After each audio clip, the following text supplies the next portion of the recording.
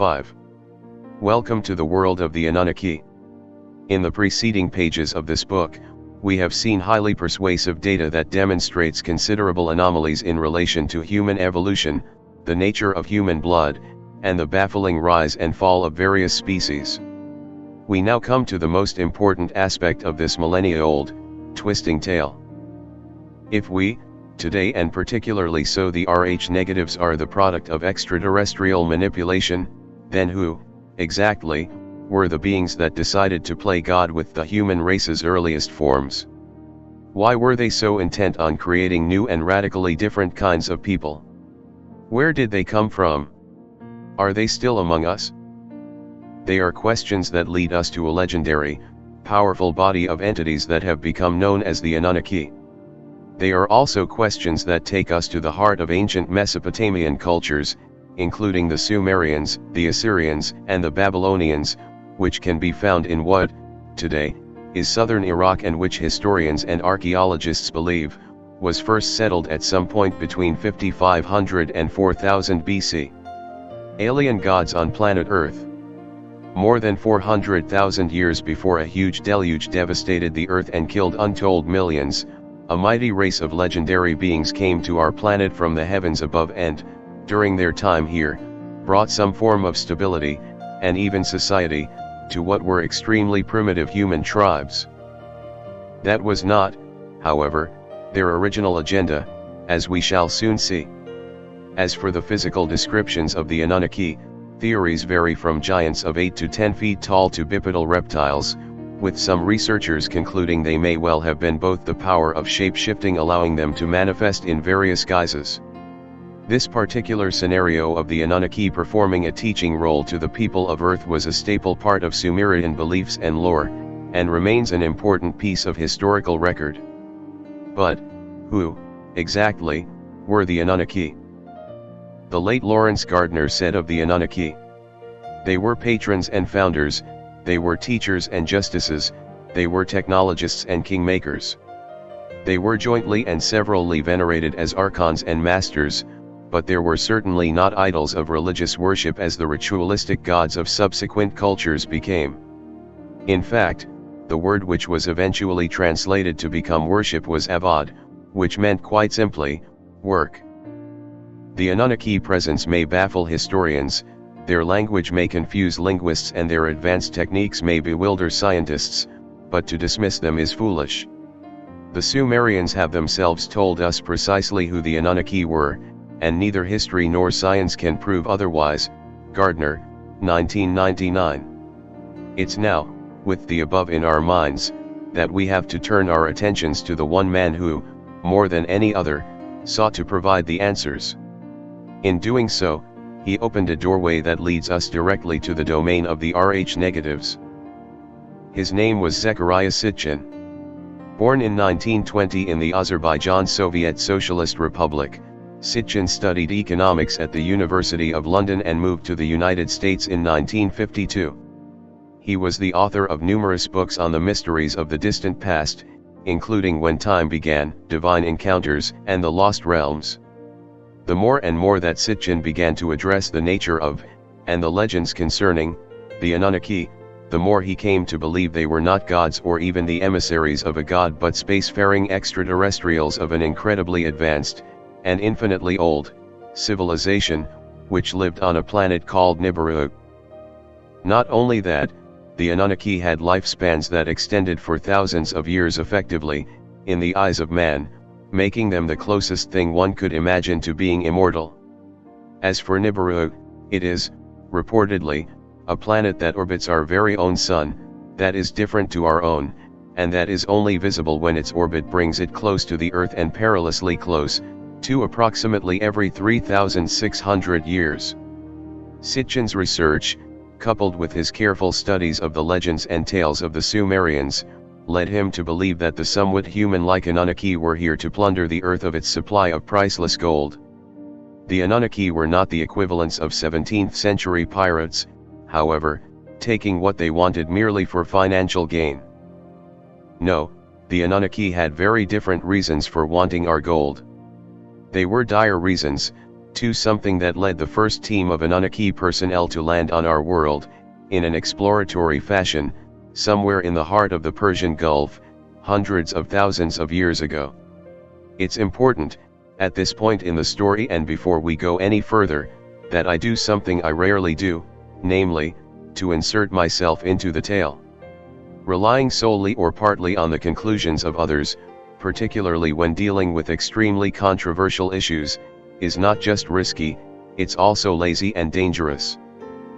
For that reason, when Michael Pye, the senior acquisitions editor at New Page Books, specifically approached me with the idea of writing this book, I knew that its controversial nature meant I had to go back to the very beginning, to not rely on Sitchin, but, equally, certainly not to ignore him, but to carefully read, review, and digest for myself the ancient Sumerian stories. The good news is that the sagas of the people of Sumer have been translated into English, something that provides the reader/researcher with an incredible and valuable insight into the myths, legends, and history of the people of Mesopotamia. Despite what the naysayers may claim, it is not at all impossible, or even difficult, to interpret the old accounts from an extraterrestrial perspective, rather than from one of supernatural, deity-driven proportions, or of a mythological nature. In fact, it's surprisingly easy. Yes, there are certain things upon which I disagree with Sitchin. There are others where I think he was right on target. But, it's important that I stress to you, the reader, such a position can only be reached by carefully poring over the old tales for oneself and coming to one's own conclusions. The secrets of immortality. One of the two reasons for the Anunnaki wanting to reap the earth of its gold was the life-extending properties of gold. This brings us to the controversial matter of what has become known as white powder gold. Token rock notes. Throughout history, alchemists have sought the elusive philosopher's stone, the secret white powder gold, which would become quite literally a vessel of the light of life. This secret material was reported to bestow powers of immortality in addition to incredible supernatural powers to those who consumed it. Certain famous mystics, magicians, and alchemists of history like Enoch, Thoth and Hermes Trismegistus are known to have perfected the sacred art of creating the Philosopher's Stone, and their use of the material explains the many legendary supernatural powers ascribed to them. White Powder of Gold, Orm, 2010. Tales of mysterious substances, with the ability to extend human life to massive degrees, absolutely abound in Old World tales. As well as being referred to as the aforementioned Philosopher's Stone, it was also known as manna from heaven and the elixir of life. The people of China have legends of how mercury and jade subjected to certain, secret alchemical processes could add countless years to a person's lifespan.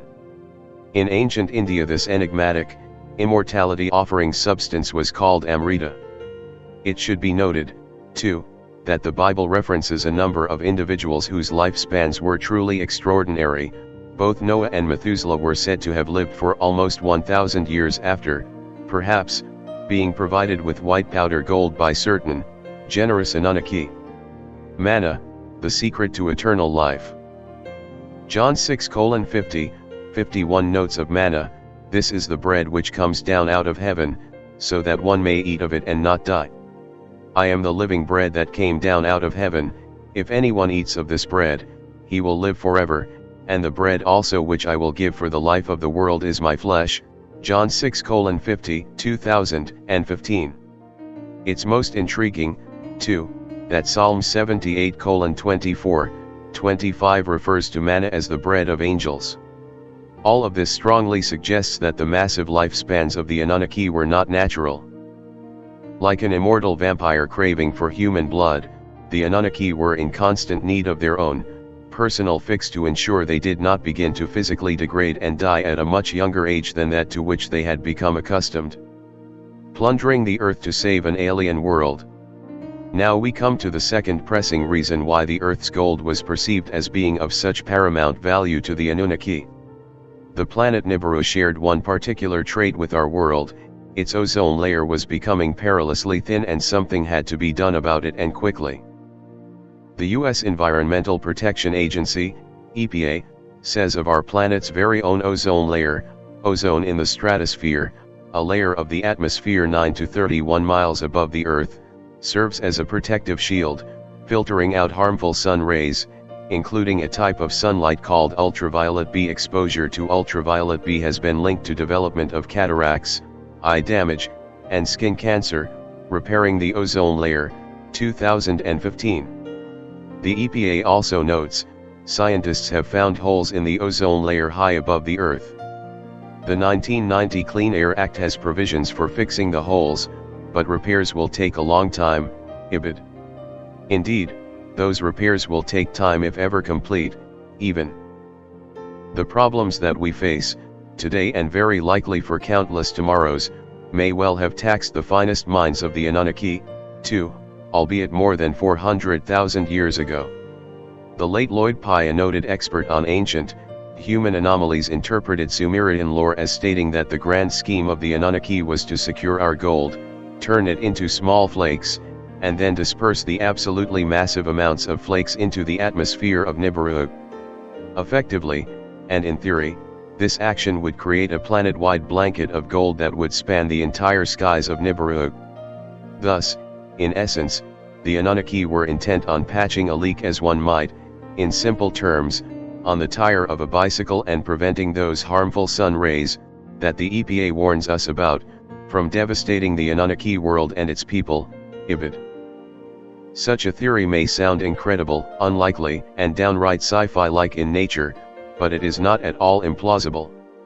On December 2, 2009, the U.S. House Select Committee on Energy Independence and Global Warming held a hearing on the then current status of climate science, global warming, and the perils posed by a thinning ozone layer. One of the key figures in the debate was President Obama's science advisor, Dr. John P. Holdren. He suggested that, faced with a degrading atmosphere and a world getting hotter and hotter, certain pollutants could be released into the atmosphere, helping, in the process, to offset the effects of global warming and assist in plugging the holes in the thinning ozone layer, JA, 2009. Holdren conceded that such a massive, atmosphere-changing operation could provoke grave side effects, but he added, rather chillingly, we might get desperate enough to want to use it. Just perhaps, the Anunnaki became that desperate, too, and beyond. Holdren's ideas were a direct outgrowth of the work of legendary physicist Edward Teller. In the 1970s, Teller came up with the ambitious idea of flooding the Earth's upper atmosphere with particles of a variety of heavy metals, including gold, as a means to offer some form of shield-like defense from deadly ozone and radiation. From the Anunnaki of hundreds of thousands of years ago, to Edward Teller of decades past, and to the human race of the 21st century, it seems that it's a case of what goes around comes around, ibid. Now that we have seen how mining gold as a means to try to save a planet from spiraling into disaster, anarchy, and ultimately extinction is a feat not at all implausible or unlikely, let's return to the Earth of the past, and the mega-sized, planet-changing program of the Anunnaki. The Anunnaki arrival and the establishment of an alien base. One can scarcely begin to imagine the shock, fear, and denial that must have overcome the Anunnaki when it became clear that their home world of Nibiru was not just in trouble, but in absolutely dire trouble. This infinitely advanced race had lifespans that practically screamed immortality, and they were a people for whom extinction was seen as a ridiculous, inconceivable issue. Now, however, and finally, they were face to face with their own mortality as, in the end, each and every one of us is. Central to the story of the Anunnaki are its ruler, Anu, and his two sons, Enki and Enlil, who came to the Earth on the express orders of Anu, at a time when Nibiru's huge orbit brought it closest to our world, which, in terms of the logistics surrounding a potentially dicey flight to another world, would have made a great deal of sense. It must have been a truly awe-inspiring sight to have seen a vast armada of Anunnaki craft crewed by hundreds, maybe even thousands, of personnel leaving their own world far behind them, embarking on a do-or-die mission, and traversing the vastness of space at near inconceivable speeds to another planet. Finally reaching the Earth, entering its orbit, plunging through the atmosphere, penetrating the clouds, and seeing, For the first time, an unspoiled planet, still unscarred by the plundering of man, was surely awe-inspiring for the Anunnaki, regardless of how advanced as a species they were. It was the job of Enki and Enlil soaring across the skies of the Earth in vehicles that would clearly have been far in advance of anything constructed by us today to seek out a favorable place to make their base of activity, which turned out to be what we once called Mesopotamia. That the place in question became known as Eden, has quite understandably led to a theory that Eden and the biblical Garden of Eden were one and the same. Today, we know Mesopotamia as the Tigris-Euphrates river system, which covers parts of Iran, Syria, Iraq, Turkey, and Kuwait. Reportedly, the mission was both dominated and conflicted by Enki and Enlil's ever-increasing jealousy of each other, as both sought to appease their father and become the number one, favored son. Studies suggested that work began to create vast facilities on a gigantic scale on what is now portions of the Persian Gulf, with all of the manpower undertaken by the Anunnaki and under the oversight of Marduk, who was Enki's son. From that day onward, and for a period of untold millennia, the huge armada of spacecraft that traveled back and forth from Nibiru to the Earth deposited tens of thousands of Anunnaki into the Middle East, all with one goal in mind: to preserve life on Nibiru, with the help of massive gold deposits mined out of the Earth's terrain, much of which was said to have been undertaken in specifically chosen parts of Africa. Those doubtful and dubious of such an undeniably fantastic scenario, and who may demand evidence of such mining, should note that in the 1970s the Anglo-American Corporation, a mining consortium based in South Africa, uncovered evidence of ancient mining activity in the country, all of which was estimated to have occurred at least 100,000 years ago, by whom is a question that remains notably unanswered. It's also notable that in 1997 Ian Smith, the last Prime Minister of Rhodesia, which is now Zimbabwe, called South Africa one of the most richly mineralized parts of our world. We cannot let DRC fail, 2015. To demonstrate just how rich South Africa is, in terms of its gold, in 2002 alone, the country produced no less than 15% of the world's entire gold output. Incredibly, additional statistics from that same year collected and analyzed by the U.S. Geological Survey show that South Africa commanded slightly more than 50% of the planet's gold resources, and almost 40% of its reserves. If any race of visiting extraterrestrials wished, in the distant past, to visit the Earth and reap its gold, they could have done no better than to follow the example and lead of the Anunnaki. Interestingly, even remarkably, the names of a number of ancient Mesopotamian cities correspond with the names of cities in faraway Central America, which suggests that the Anunnaki operations may have been undertaken on a worldwide scale rather than just in the Middle East and portions of the continent of Africa. For example, Mesopotamia was home to Ziwivina. Central America has a Ziwivin. The former also has Zalisa, and the latter Zalisco. Then there are Kaluwa and the similarly named Kaluwakan. Clearly, we are seeing evidence that, in the distant past, and across thousands of miles, there was a connection between two otherwise completely unconnected parts of the world. The thing that connected both lands and people was very likely the Anunnaki. And, Central America and matters relative to gold and mining are hardly what one could term strange bedfellows. In 2014, 4 significant gold deposits were identified in Panama and estimated to be worth around $5 billion. And Panama.com stated, "The Panamanian government has granted in concession most of these deposits and their exploitation is currently in different stages, yet none have passed the stage of mining, which is when the material is excavated. At the moment Minera Panama has under construction the Panama Cobra mine, which involves an investment of $6 billion. The Cobra Panama mine will be in production in late 2017 or early 2018. Another major project in gold and silver is Petaquilla Gold, which is currently paralyzed due to financial problems. Mining concessions in Panama, 2015. Revolution in the ranks and the creation of a slave race for the Anunnaki. Although the gigantic Anunnaki program to systematically seize control of the Earth's gold went ahead as planned largely due to the fact that there was no one in place to prevent it, it was hardly what could be termed the easiest of all tasks. The process, the logistics, and the manpower, or, rather, the Anunnaki power were, collectively, astronomical. Though the gold was mined from the deep veins of various countries across the planet, it all had to be laboriously flown in Anunnaki spacecraft to Mesopotamia, where the immense task of smelting the gold was undertaken in earnest. This was no easy process, not even for the Anunnaki and all their technological skills. They were, after all, working on a planet that wasn't even their own, that is, profoundly unfamiliar territory. It was also a planet that had a radically different, torturous temperature, oxygen levels, and gravity to that of Nibiru, particularly so in the hot climates of Central America, Africa, and Mesopotamia, and that, quite understandably, caused certain health issues for the Anunnaki. The growing antagonism between Enki and Enlil, over how the operation should be overseen, and the issue of who should be at the helm, hardly helped matters to proceed in smooth fashion. Eventually, things came to a distinct and turbulent head.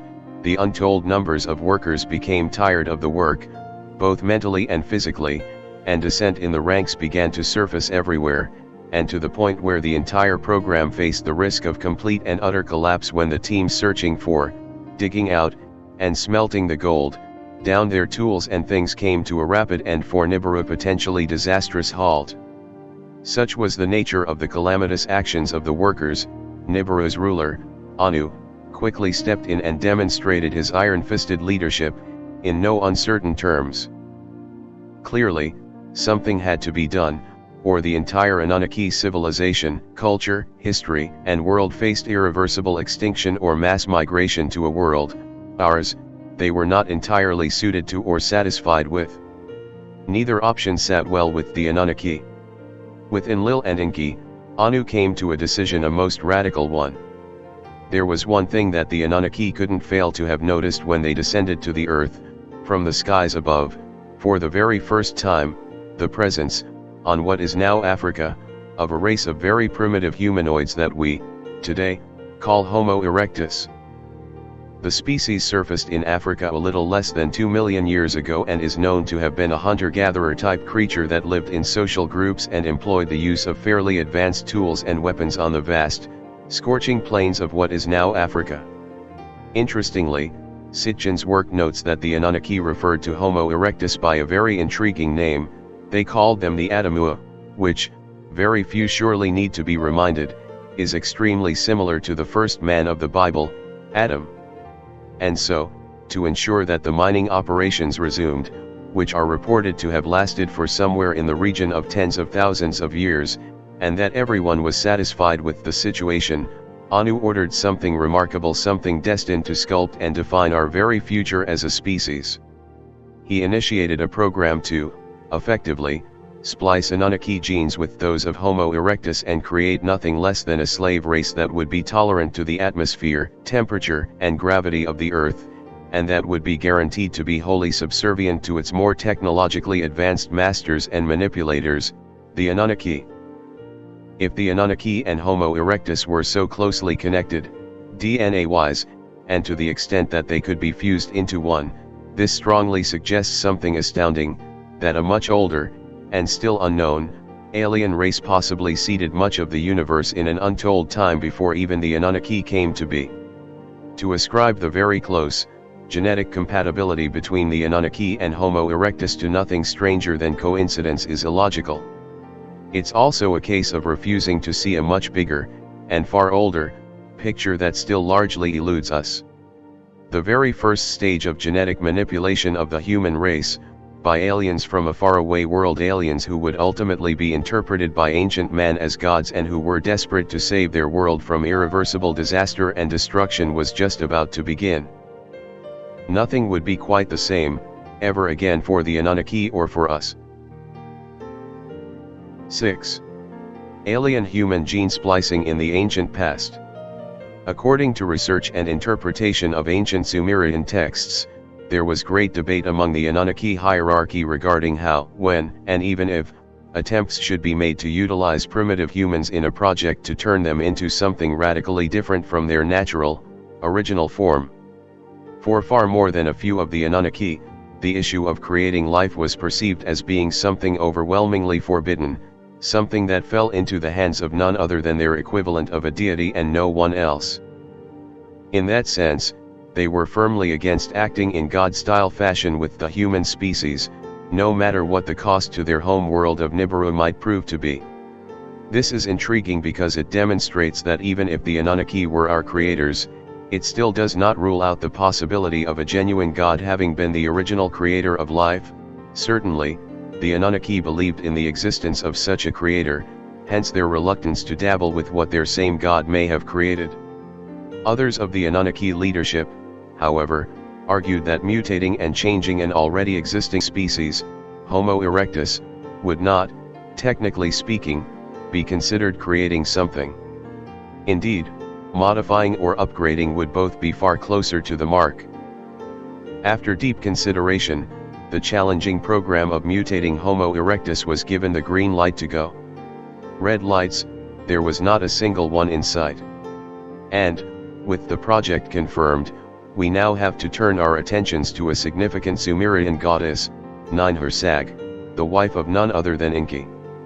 As well as playing a major role in the entire affair, Ninhursag's ties to the world of genetics and human reproduction offer us a valuable, collective indication that the real story of human origins is a truly astonishing one. Ninhursag, a genetics expert of the non-human kind. Not only was Ninhursag at the forefront of the research and genetic manipulation of what became a radically altered Homo erectus, she was also someone who engaged in a wide variety of additional and bizarre experimentation that led to the creation of all manner of obscene and strange creatures, as we shall soon see. But, let's start with what we know for sure about this woman from another world. In Sumerian lore, Ninhursag was a deity of significant and powerful proportions. In English, her name translates to Lady of the Sacred Mountain. More interesting and downright intriguing is the fact that Ninhursag was a goddess associated with fertility, the creation of life, in clearer terms. Even more notable, she was also referred to as the midwife of the gods and as the mother of all children. There are, perhaps, no better combined ways to describe one of the key, instrumental characters who helped to create an entirely new bloodline on the earth. So, what we have here is a powerful goddess, one who came down from heaven, which, in reality, was very likely the planet Nibiru, and whom the Sumerians, as well as most of the rest of Mesopotamia, associated directly with fertility, birth, and life. It's no wonder, then, that Sitchin came to the conclusion that far from being a supernatural deity, Ninhursag was an extraterrestrial one with a great knowledge of genetics and how the creatures of the earth could be altered, manipulated, and, effectively, created anew. A menagerie of monsters. Zechariah Sitchin may very well have been onto something when he opined that, just perhaps, ancient folkloric tales and legends of incredible beasts like harpies, the minotaur, centaurs, and cyclops were merely not the stuff of mythology, after all. He offered the engaging theory that they could have been born out of distorted tales of early Anunnaki experiments on all manner of terrestrial life, and not just human. Whether these additional experiments, on other species, were meant to serve any actual, useful purpose, or if they were undertaken, as a first step, to see if the alteration of life on Earth could be achieved, before moving on to Homo erectus, remains a matter of deep conjecture and controversy. Perhaps attempts to create a slave race out of animals were also initially undertaken but failed terribly, not necessarily from the perspective of the manipulation having not yielded an end result, but because the freakish beasts were unable to be controlled and reined in. If so, perhaps they fled, or were let loose by their masters and made homes for themselves in the wild woods and high mountains, occasionally being seen, and then becoming part and parcel of the lore surrounding those aforementioned legendary creatures of old. In a worst case, nightmarish scenario, perhaps the Anunnaki elected to go down a definitively taboo pathway. Just maybe, They chose to try and combine animal and early man into one unholy creation, and that led to the development of such tales of amazing beasts in our midst. If such a scenario sounds like something straight out of the likes of H.G. Wells's novel The Island of Dr. Moreau or the movie The Fly, it's time to think again. Fusing man and beast into one is no longer the domain of science fiction. Science fact has seized the reins. Genetic experiments of the freakish kind. Midway through 2011, it was revealed, to the horror of many, that at futuristic, Frankenstein-like laboratories operated in England by Warwick University, King's College, London, and Newcastle University, scientists had succeeded in doing something that scientists had no business doing, splicing genetic materials from animals and man into one hideous breed. The end results were referred to as admix embryos, a very down-to-earth term for something so manifestly freakish. And it wasn't something that had only been successfully achieved on a few occasions, it was in excess of 150 times. It transpired that the fringe research began in 2008, specifically after the British government passed what was officially titled the 2008 Human Fertilization Embryology Act. This legislation made it legally permissible to dabble with the genes, DNA, cells, and embryos of people and animals and, if so desired, combine them into one hideous combination. A working group was created that offered the following recommendations, in relation to such previously uncharted territory. The very great majority of experiments present no issues beyond the general use of animals in research, and these should proceed under current regulation. A limited number of experiments should be permissible subject to scrutiny by the expert body we recommend, and a very limited range should not be undertaken, at least until the potential consequences are more fully understood.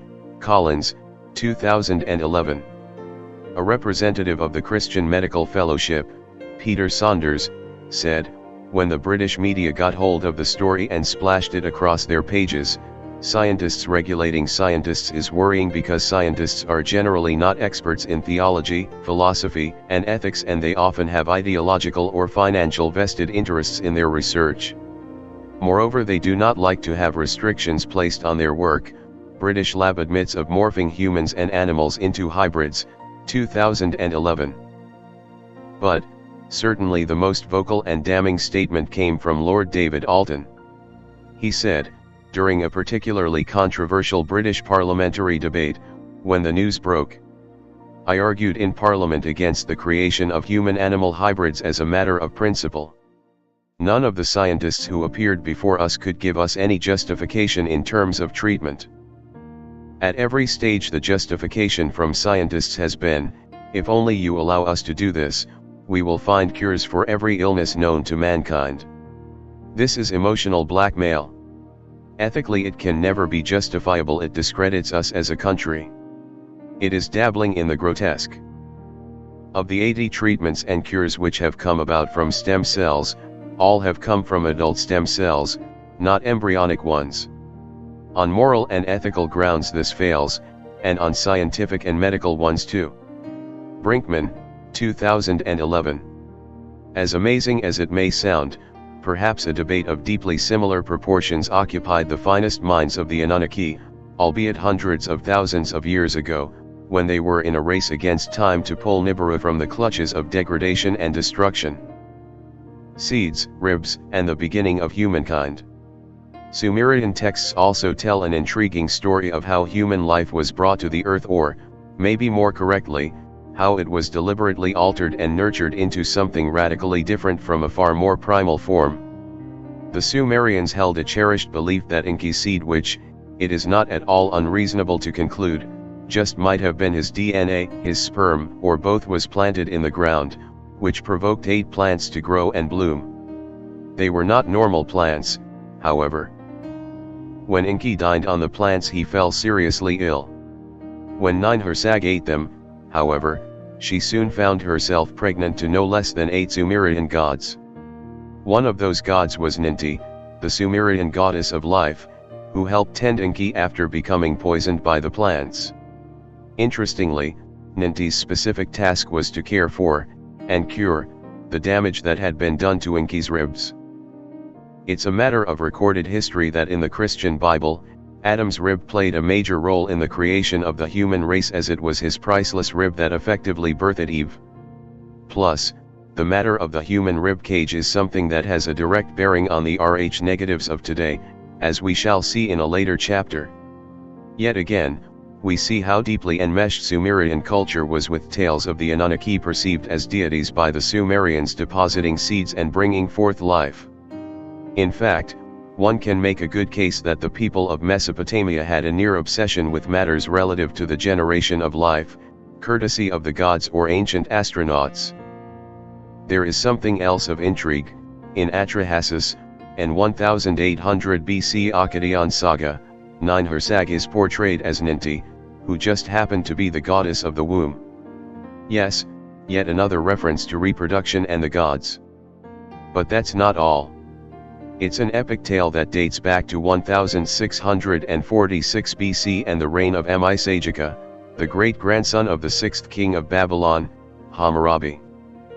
In Atrahasis, the reader is explicitly told that the gods created the human race to specifically work on their behalf, essentially as slaves, which closely mirrors matters relative to the alien Anunnaki agenda, and to an almost identical degree. And there is still more to come.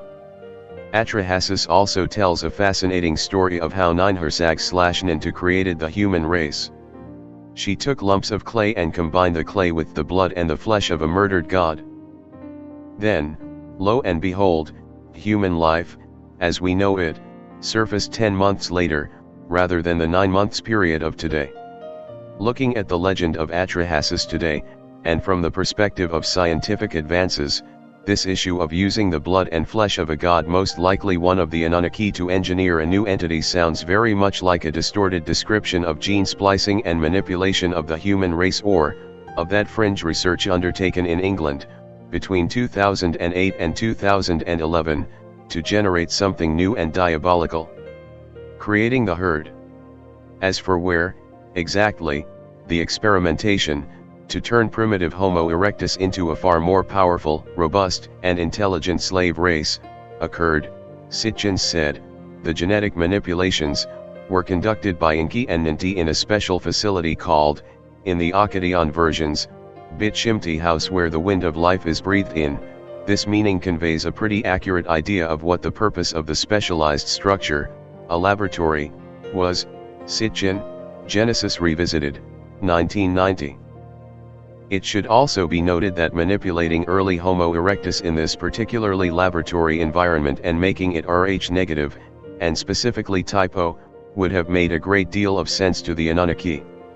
There can be very little doubt that the massive slave race that the Anunnaki was intent on building would suffer significant casualties while working in hazardous mining conditions. Mining is, after all, even today, a profoundly dangerous profession. The Anunnaki would surely have recognized this, to the extent that they took certain precautions to protect their workers.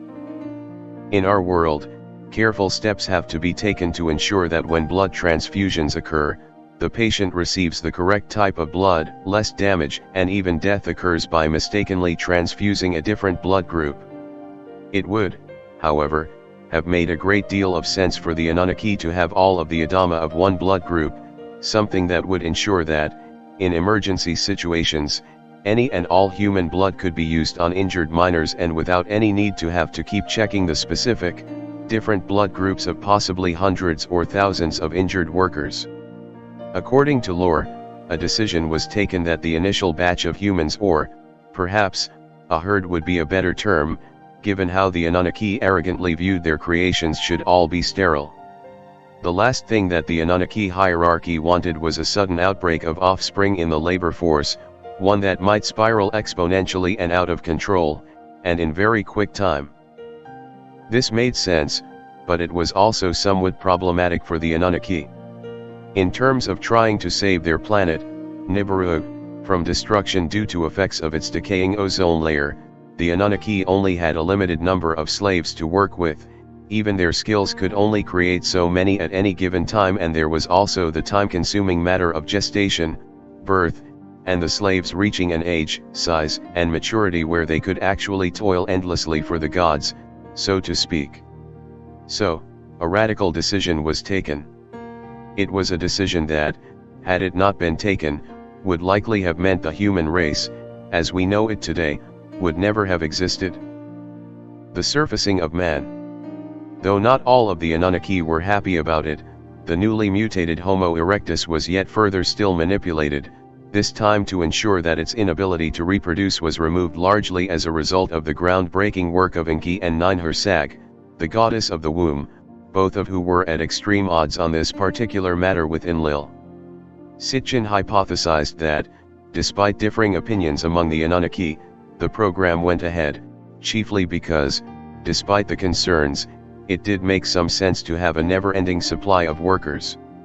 Male and female Adama DNA was, therefore, combined with Anunnaki DNA, the Adama were then tinkered with, and changed even more, and to the point where sterility in the species quickly became a thing of the past. And where did the experiments take place? At the Mesopotamian site of Eden, which the Anunnaki had chosen as their base of operation when they first reached the earth. Adama. Adam. Eden. The Garden of Eden. The first real man. The first real woman.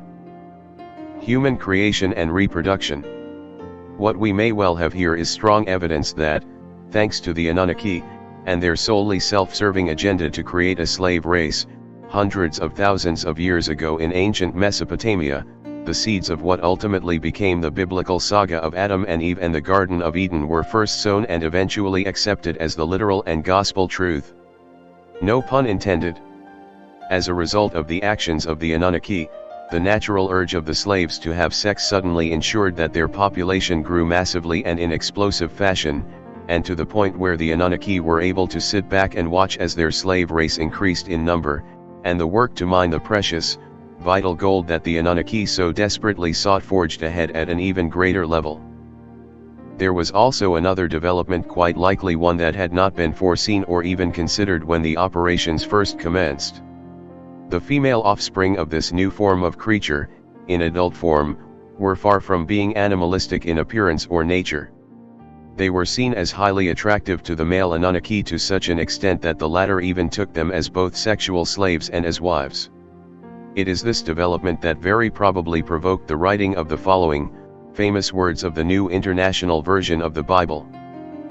When human beings began to increase in number on the earth and daughters were born to them, the sons of God saw that the daughters of men were beautiful, and they married any of them they chose. Then the Lord said, My spirit will not contend with humans forever, for they are mortal, their days will be 120 years. The Nephilim were on the earth in those days and also afterward when the sons of God went to the daughters of men and had children by them. They were the heroes of old, men of renown, Genesis 6:2, 2015. We can make a sound argument that the sons of God were the Anunnaki, working to the orders of their overlord Anu. As for the Nephilim, they may have been part Anunnaki and part human legendary figures, such as Noah and Methuselah, both of whom allegedly lived in excess of 900 years, and even the giant-sized Goliath, who was slain by David. Men of renown would indeed have been most apt titles for these select souls. And on the matter of God seemingly capping the human lifespan to a maximum of 120 years, this, too, appears to have been something ensured by, yet again, the Anunnaki manipulation of human DNA to ensure that the human race was unable to achieve states of near immortality, unless the gods one day decided otherwise. 7. Colliding worlds and nuclear attack. By all accounts, the extensive mining operations of the Anunnaki continued for tens upon tens of thousands of years. Endless number of Adama from the early, mutated Homo erectus to Cro-Magnon man and to us were used as a slave race, living out their entire, grim lives toiling in the gold mines at the stern orders of extraterrestrials, but ones that were perceived as gods by the trusting, if overworked, Adama. The program progressed smoothly and with barely a glitch thanks to the fact that the Anunnaki treated the Adama ruthlessly and callously. It was a case of work or die. The Adama, wisely and understandably, chose to work. And, as we have seen, the Anunnaki exploited and used the female Adama, chiefly for sex. The result, the birth of half-human/half Anunnaki entities, unique beings that almost certainly provoked the biblical legends of giants in the earth and the fabled men of renown. Not even the Anunnaki were invulnerable and all-powerful, however. The Anunnaki knew, well in advance, that their extensive mining operations could not go on forever. Indeed, they knew all too well that deep trouble was looming on the horizon. It was trouble that had radical implications for these alien gods. And it all revolved as in quite literally around the home world of the Anunnaki. Planetary disaster on the horizon. It's intriguing to note that the ancient Sumerians may have had deep knowledge of the existence of Nibiru, for one specific reason.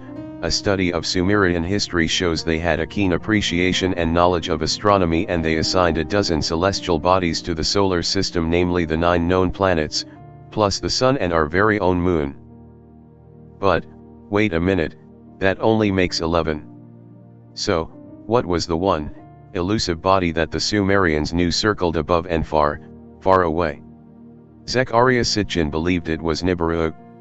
Researchers of the Anunnaki have estimated that Nibiru exists in an orbit way outside of the confines of what we consider to be the solar system, that's to say, far, far beyond the orbit of the furthest known planet, Pluto, which, as of 2006, has been downgraded to the status of a dwarf planet.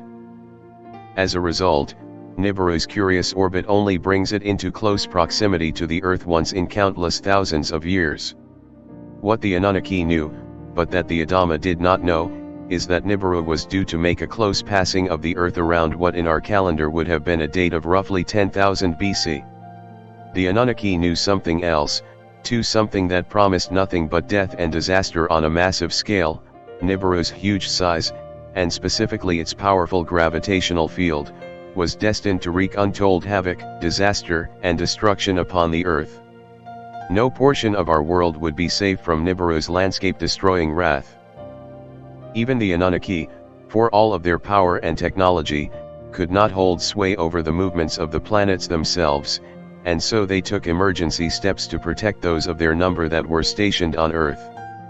The idea was for the Anunnaki to take to the heavens in their massive armada of interplanetary spacecraft and circle the globe until the tumultuous events below finally subsided.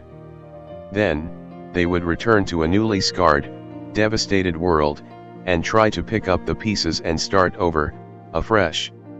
As for the fate of the Adama, well, the Anunnaki viewed it as a case of every man for himself. The Adama, like every other living creature on the planet, would have to fend for themselves when the Earth became a living nightmare, and as Nibiru's gravity pummeled our planet in shockingly quick time.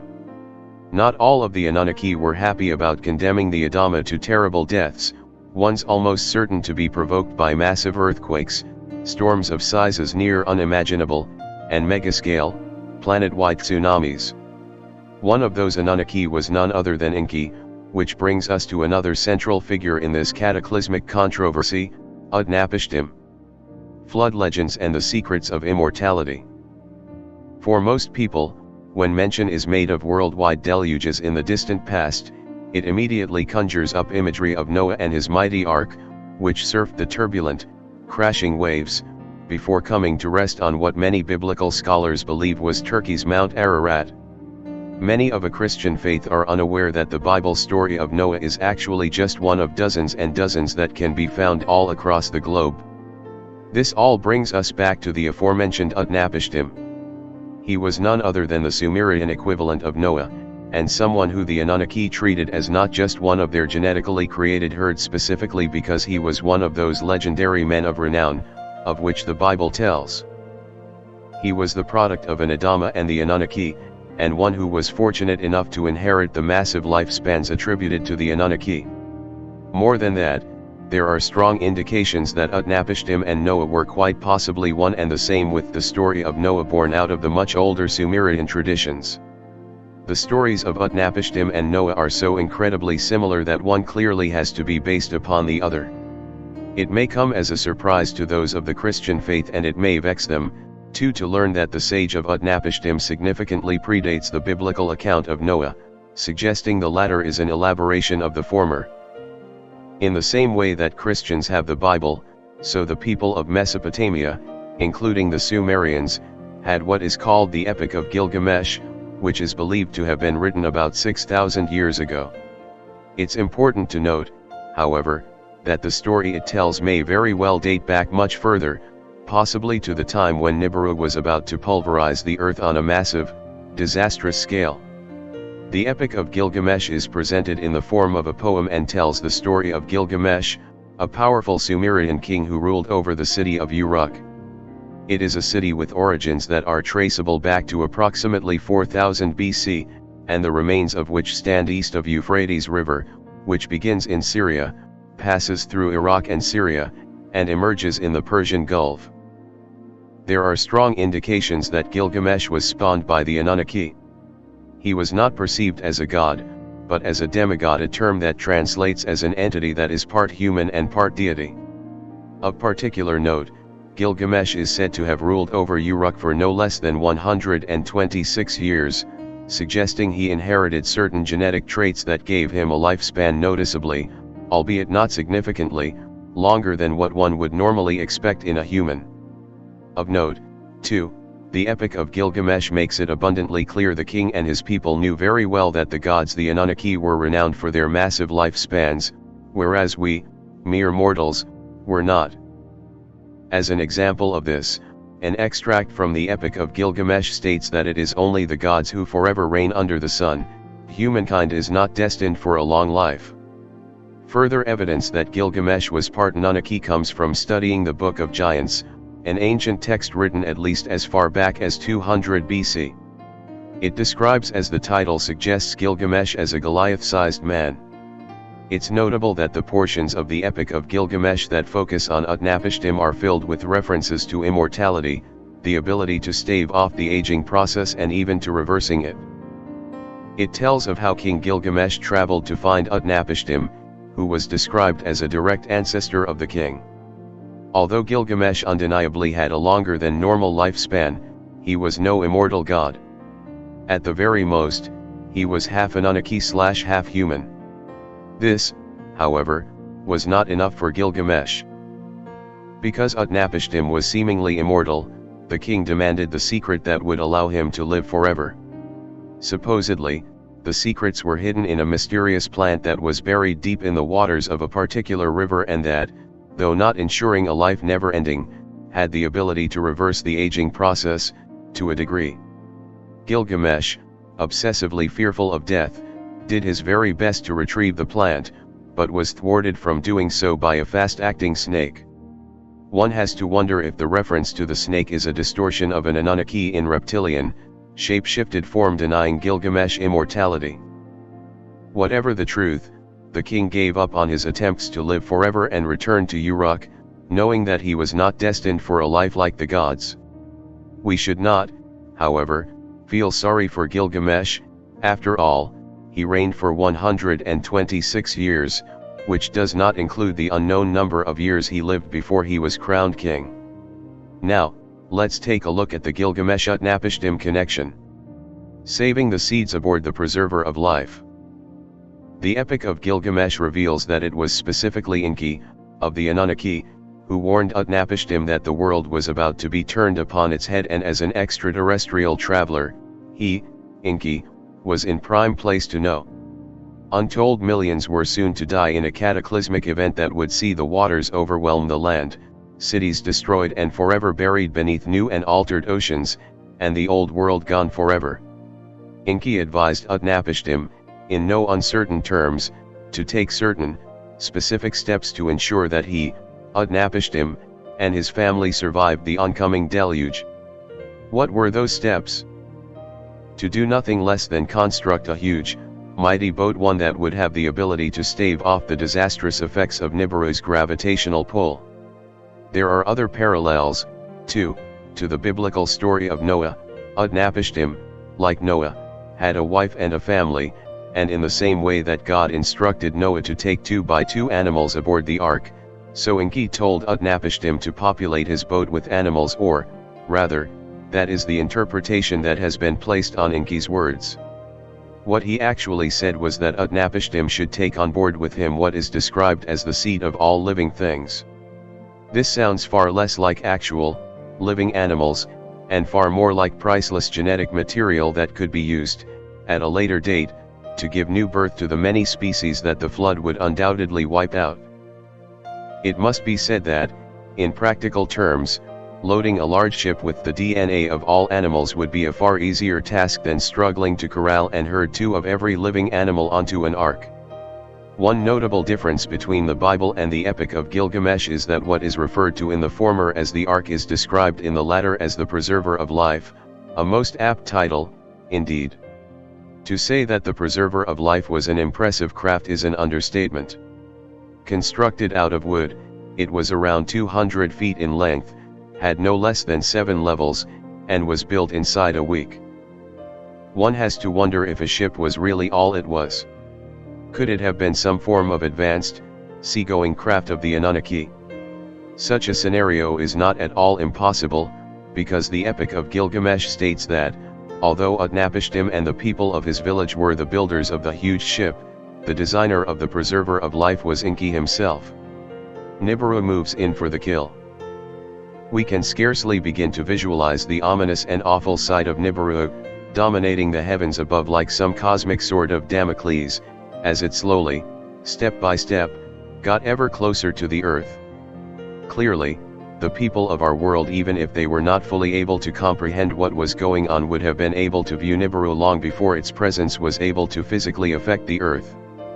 In view of that, they were surely aware that something was afoot, something that was, correctly, perceived as a distinctly ill omen of things to come. A malignant cancer growing bigger by the minute must have gripped human civilization all across the planet, when what began as a pinprick of light in the distant skies finally revealed itself as a gigantic planet.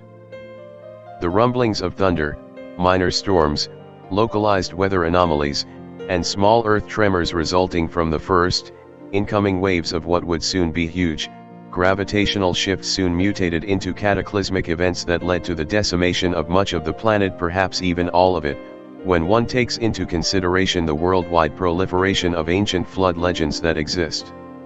When Nibiru and the earth were at their closest points and the skies above were black and fiery, the ground heaved, mountains fell, and new lands surfaced, Utnapishtim was already sailing the waters, along with his family, with his fellow village folk, and with that intriguingly worded seed of all living things. According to the Epic of Gilgamesh, the deadly assault on the earth, by the gravitational might of Nibiru, continued at an unstoppable, destructive pace for 12 days and nights, which was plenty of time for the earth to be transformed into something that barely resembled the world of old. Such a time frame is more than adequate. After all, in the event of a worldwide, nuclear war, we could do likewise today, but in a matter of mere minutes. Waking up to a new world.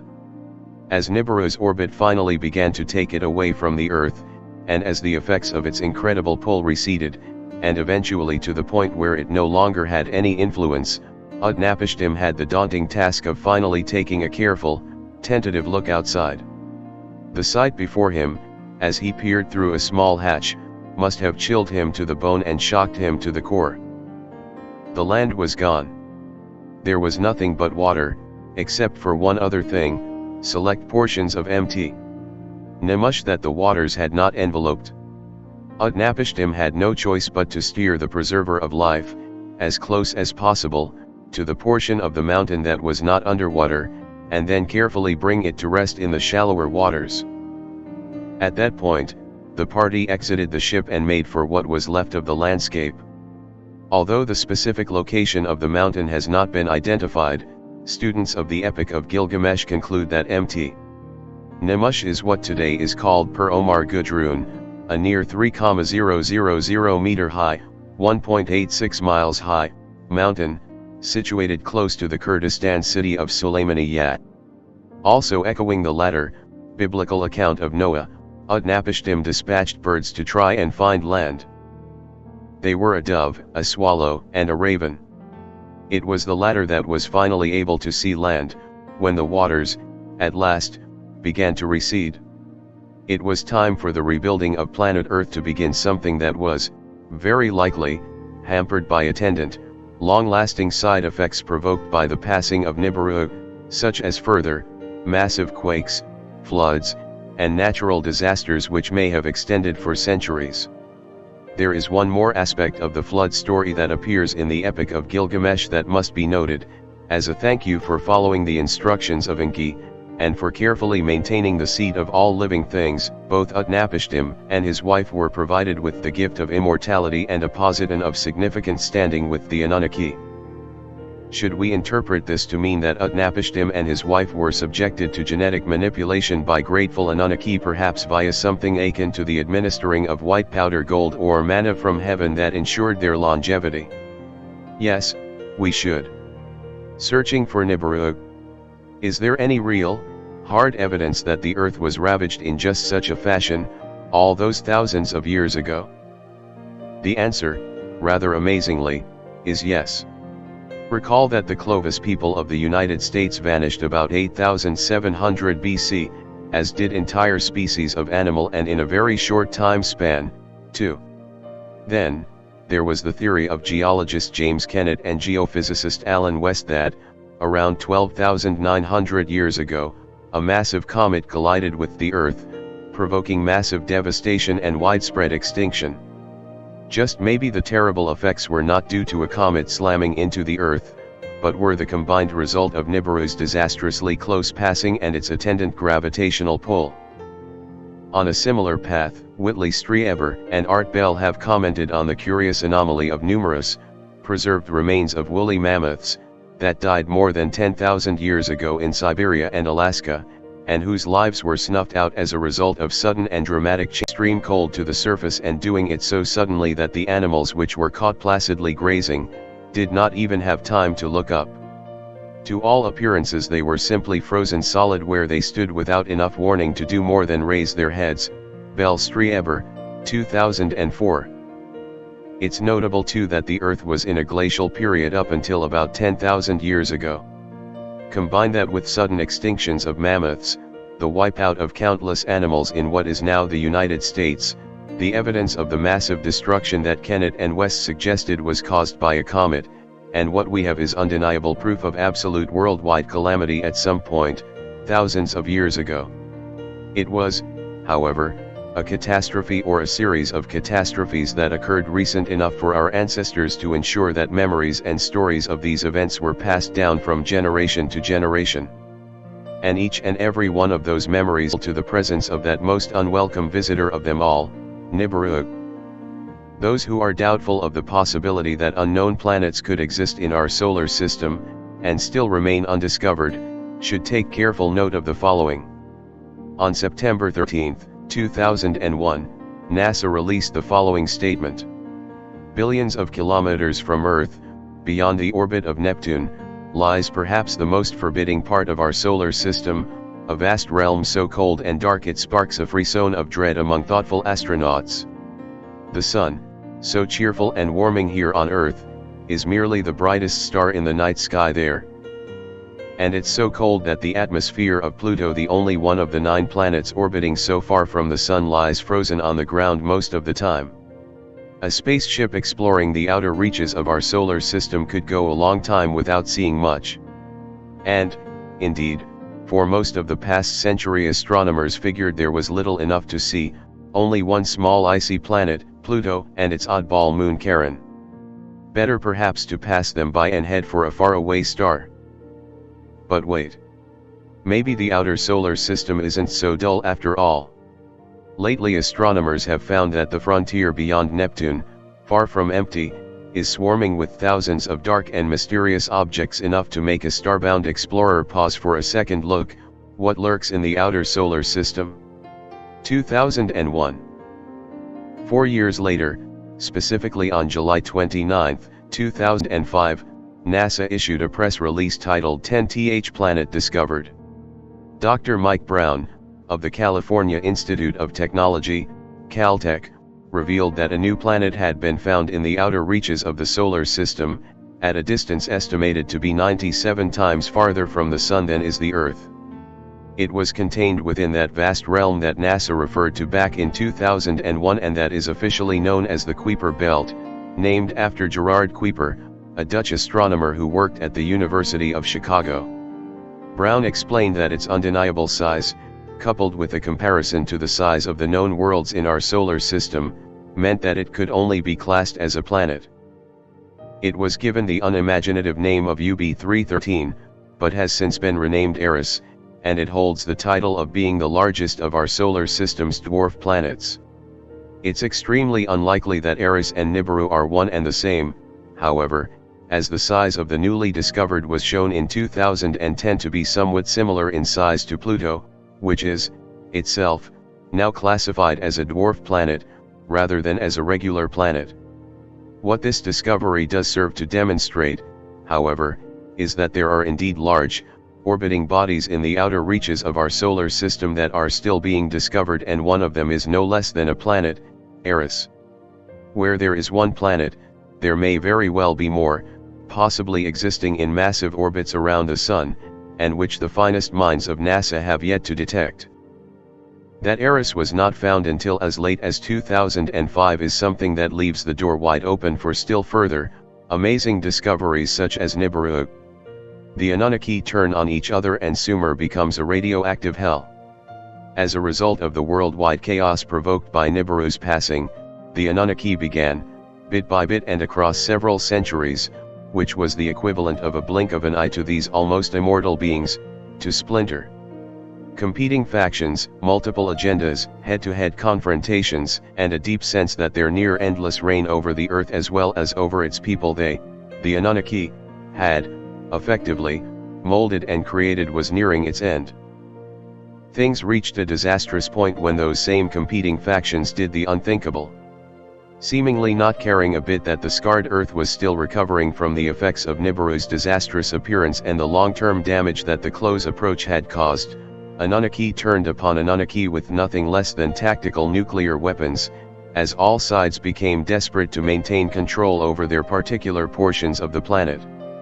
The post-flood world had not only left the human race in a state of shambles, but it also decimated the long-term programs of the Anunnaki, specifically those concerning DNA manipulation, the constant modification of the Rh negatives, and the massive mining operations. Much of Sumer was gone, sunk beneath the waves. On the issue of Sumer, ancient manuscripts describe huge and out-of-the-blue devastation on the fringes of Sumer, which subsequently led to large-scale destruction of the area. Interpreting the following as an ancient description of a nuclear attack is chillingly easy. On the land Sumer fell a calamity, one unknown to man. One that had never been seen before. One which could not be withstood. A great storm from heaven. A land-annihilating storm. An evil wind, like a rushing torrent. A battling storm joined by a scorching heat. By day it deprived the land of the bright sun, in the evening the stars did not shine. The people, terrified, could hardly breathe. The evil wind clutched them, does not grant them another day. Mouths were drenched with blood, heads wallowed in blood. The face was made pale by the evil wind. It caused cities to be desolate, houses to become desolate, stalls to become desolate, the sheepfolds to be emptied. Sumer's rivers it made flow with water that is bitter. Its cultivated fields grow weeds, its pastures grow withering plants. Alford, 1996. Sodom and Gomorrah, nuked. Ancient astronaut researchers suggest that it was the Anunnaki nuclear exchanges that provoked the story of the destruction of Sodom and Gomorrah, two cities referenced in the book of Genesis and that are believed to have been located on the Jordan River. Supposedly, they were destroyed via fire and brimstone by God, who was furious at the evil ways of the people of both cities. It's notable that in Genesis 19, Lot is visited in Sodom by what are termed two angels. The story continues, the two men said to Lot, "Do you have anyone else here, sons-in-law, sons or daughters, or anyone else in the city who belongs to you? Get them out of here, because we are going to destroy this place. The outcry to the Lord against its people is so great that he has sent us to destroy it, Genesis 19, 2013. Sodom gets nuked in an Anunnaki war. This sounds very much like a friendly, advance warning from the Anunnaki of disaster to come, one that paralleled the warnings Enki gave to Utnapishtim about the looming flood. Lot, as a result, led his wife and daughters out of Sodom the following morning, by then terrified of what was soon to come, thanks to constant urging by the angels. When Lot and his family were gone from Sodom, the Bible tells us, "The Lord rained down burning sulfur on Sodom and Gomorrah from the Lord out of the heavens. Thus he overthrew those cities and the entire plain, destroying all those living in the cities and also the vegetation in the land." But Lot's wife looked back, and she became a pillar of salt. Early the next morning Abraham got up and returned to the place where he had stood before the Lord. He looked down toward Sodom and Gomorrah, toward all the land of the plain, and he saw dense smoke rising from the land, like smoke from a furnace, Ibid. A better description of a tactical, nuclear strike, would be hard to find except, that is, for the one that follows. Such a scenario has also been suggested for the stories presented in the Mahabharata. It is an incredibly ancient Indian epic that tells of what sounds chillingly like the very kinds of nuclear skirmishes that the Anunnaki recklessly indulged in the post-flood era. A particularly striking portion of the Mahabharata makes for notable reading. It was a single projectile, charged with all the power of the universe. An incandescent column of smoke and flame, as bright as the thousand suns, rose in all its splendor. It was an unknown weapon, an iron thunderbolt, a gigantic messenger of death, which reduced to ashes the entire race of the Vrishnis and the Andhakas. The corpses were so burned as to be unrecognizable. The hair and nails fell out. Pottery broke without apparent cause, and the birds turned white. After a few hours, all foodstuffs were infected. To escape from this fire, the soldiers threw themselves in streams to wash themselves and their equipment. Ancient atomic knowledge. 2015. Then we have this, from that same ancient text, Gurkha, flying in his swift and powerful Vimana, hurled against the three cities of the Vrishnis and Andhakas a single projectile charged with all the power of the universe. An incandescent column of smoke and fire, as brilliant as 10,000 suns, rose in all its splendor. It was the unknown weapon, the iron thunderbolt, a gigantic messenger of death, Ibid. Again, it's not at all difficult to suggest that what is being described here and based on events that occurred thousands of years ago is a nuclear exchange between warring forces, and quite possibly Anunnaki attacking Anunnaki. Worse still, Eden, the inspiration for the biblical Garden of Eden, was obliterated, too. This was, without doubt, the straw that broke the camel's back, and steps had to be taken. Facing complete disaster, and possibly even the annihilation of their species, the Anunnaki pulled themselves back from the brink, at the last moment. A decision was taken to regroup and return to Nibiru, and leave the human race, including the unique Rh negatives the Anunnaki had carefully crafted and mutated on so many, not quite all of the Anunnaki left. This brings us to the next, startling stage of the story, the ways and means by which a much smaller unit of Anunnaki remained behind and continued their experimentation, albeit on a reduced scale, and in deep stealth, rather than in the fashion of the pre-deluge days, when they were worshipped as invincible gods by marveling, wide-eyed humans. 8. Lilith, an Anunnaki caretaker. If, as may well have been the case, the vast majority of the Anunnaki returned to Nibiru when their crazed, nuclear battles threatened their very existence on Earth, it's not at all impossible that some form of much smaller, caretaker-style groups were left behind or chose to stay behind. Groups that were intended to continue the genetics-based work that had, by then, been going full steam ahead for hundreds of thousands of years.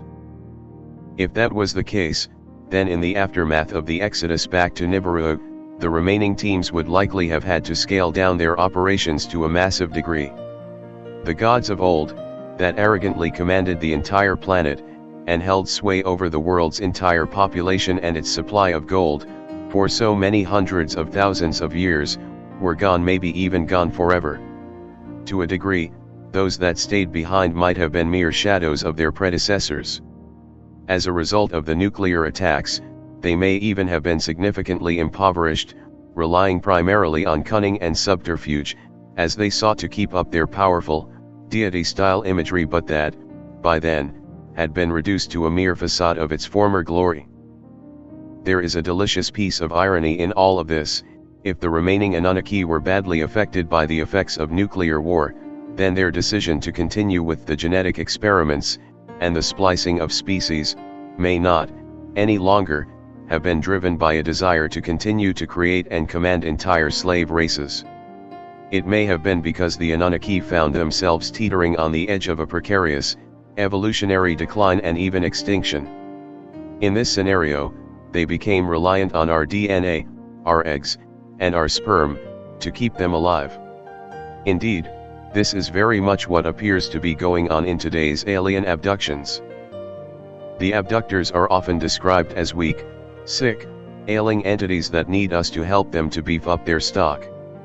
Perhaps, now, we know why, when the Anunnaki viciously turned on one another, it signaled the countdown to a bleak, unhealthy future for the straggling, irradiated survivors who chose not to head back to Nibiru.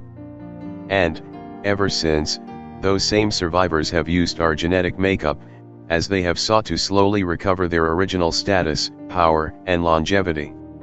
Or, in a different, but still directly connected, scenario, the Anunnaki may have engineered biological robots, or drones, to dutifully and unquestioningly do their work for them, in their long-term absence. Such a possibility is not out of bounds. In fact, it's more than possible, as we shall now see. Drones of the Gods. One of those who revealed his thoughts on this particular scenario was Lieutenant Colonel Philip Corso, co-author with William Burns of the much-debated, and deeply controversial, 1997 book The Day After Roswell. The sensational story told of Corso's alleged personal knowledge of the notorious affair that occurred in the summer of 1947, in which a UFO is alleged to have crashed outside of Roswell, New Mexico. Corso claimed that while serving with the U.S. Army, he allegedly helped to advance the United States both scientifically and militarily by secretly seeding and feeding certain fantastic technologies found in the craft recovered at Roswell to U.S. based private industries and defense contractors. Despite the fact that many have championed Corso as a solid proponent of the idea that extraterrestrials plunged to Earth in New Mexico in 1947, in reality Corso was willing to consider something very different. The unusual bodies found within the wreckage of the craft, Corso maintained, were genetically created beings designed to withstand the rigors of space flight, but they were not the actual creators of the UFO itself. Right up to the time of his death in 1998, Corso promoted a theory that he believed was all too real, that the US government might still have no real idea of who constructed the craft, or who genetically engineered the bodies found aboard or in the vicinity of the wreckage. Corso's statement is an important one, as it impacts not just Roswell, but also the matter of the small, gray-skinned, black-eyed entities of alien lore, the Greys. Many witnesses to the so-called Greys have described them as being drone-like, akin to bees and ants, in terms of their near-programmed-like, repetitive activities. The idea that the Greys may not actually be extraterrestrial entities, per se, but are biological robots, created by the Anunnaki who, for the most part, now remain steadfastly in the background and who have done so since the turbulent, post-flood years is an attractive and thought-provoking one. It's a theory that gains weight from the fact that, even if the Anunnaki did exit our planet for their own world several thousand years ago, we have evidence that some essence of them was still hard at work, still refining bloodlines, still creating new life, still mutating old life, and still ruling the earth, but via a decidedly strange, and extremely detached, form of proxy. The late Mactones was intrigued by the idea of the Greys being the product of something else. He said, Some reports suggest the Greys are a subservient species, perhaps even genetically engineered drones. The ever-controversial Whitley Strieber has described inert alien bodies coming to life, likening them to diving suits used for dealing directly in the material world. Tani's, 2010. Let's now take a look at the evidence that suggests even if the vast majority of the Anunnaki left the Earth as in forever, they weren't completely gone. We will begin with a truly fear-inducing entity that may well have been one of a certain number of Anunnaki that chose to remain behind when the overall alien population left, and may have commanded Colonel Corso's biorobots, and what Tanis described as Whitley Strieber's genetically engineered drones.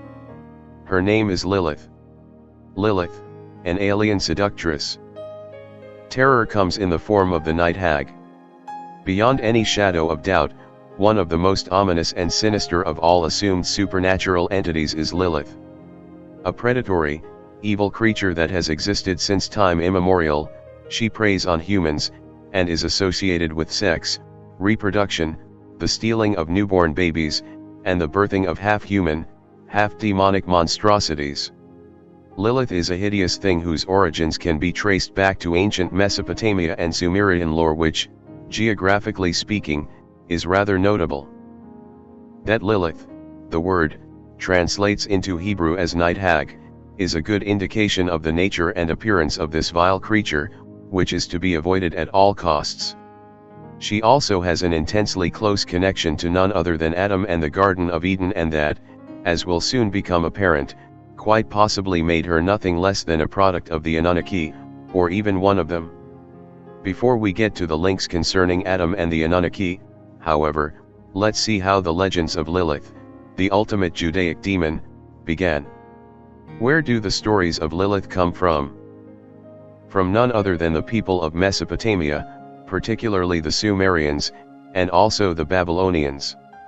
Both cultures held strong beliefs in powerful, deadly, manipulative demons that wanted nothing more than to plague, torment, and destroy the human race. Much of the early lore of the Mesopotamian culture held that female demons were particularly fear-inducing. They would steal into the bedrooms of men during the night, mount them, pin them down, and engage in wild intercourse. For the victim, which is an appropriate word to use, the experience was far more terrifying than it was exciting. One of the most knowledgeable figures when it came to the matter of Mesopotamian legends was Reginald C. Thompson, an English adventurer and explorer whose 1903 book, Devils and Evil Spirits of Babylonia, describes a veritable menagerie of hostile, supernatural creatures that the Babylonians lived in deathly fear of. One of those creatures was a female entity of demonic proportions who, with hindsight, sounds very much like the entity that became known as Lilith, even though Thompson does not explicitly describe her as such. Then there was Joseph McCabe, a Franciscan monk, who died in 1955. He, just like Reginald C. Thompson, spent years poring over ancient texts and doing his utmost to understand the nature of the creatures that so terrified those that lived in Mesopotamia, and particularly the Sumerians, who play such an integral part in the story of the Rh negatives. McCabe had a particular interest in a pair of highly dangerous demons called Lilu and Lilitu. The clear similarity between their names and that of Lilith are undeniable, suggesting that all three had a connecting, original source, one that, unfortunately, is now lost to the fog of time.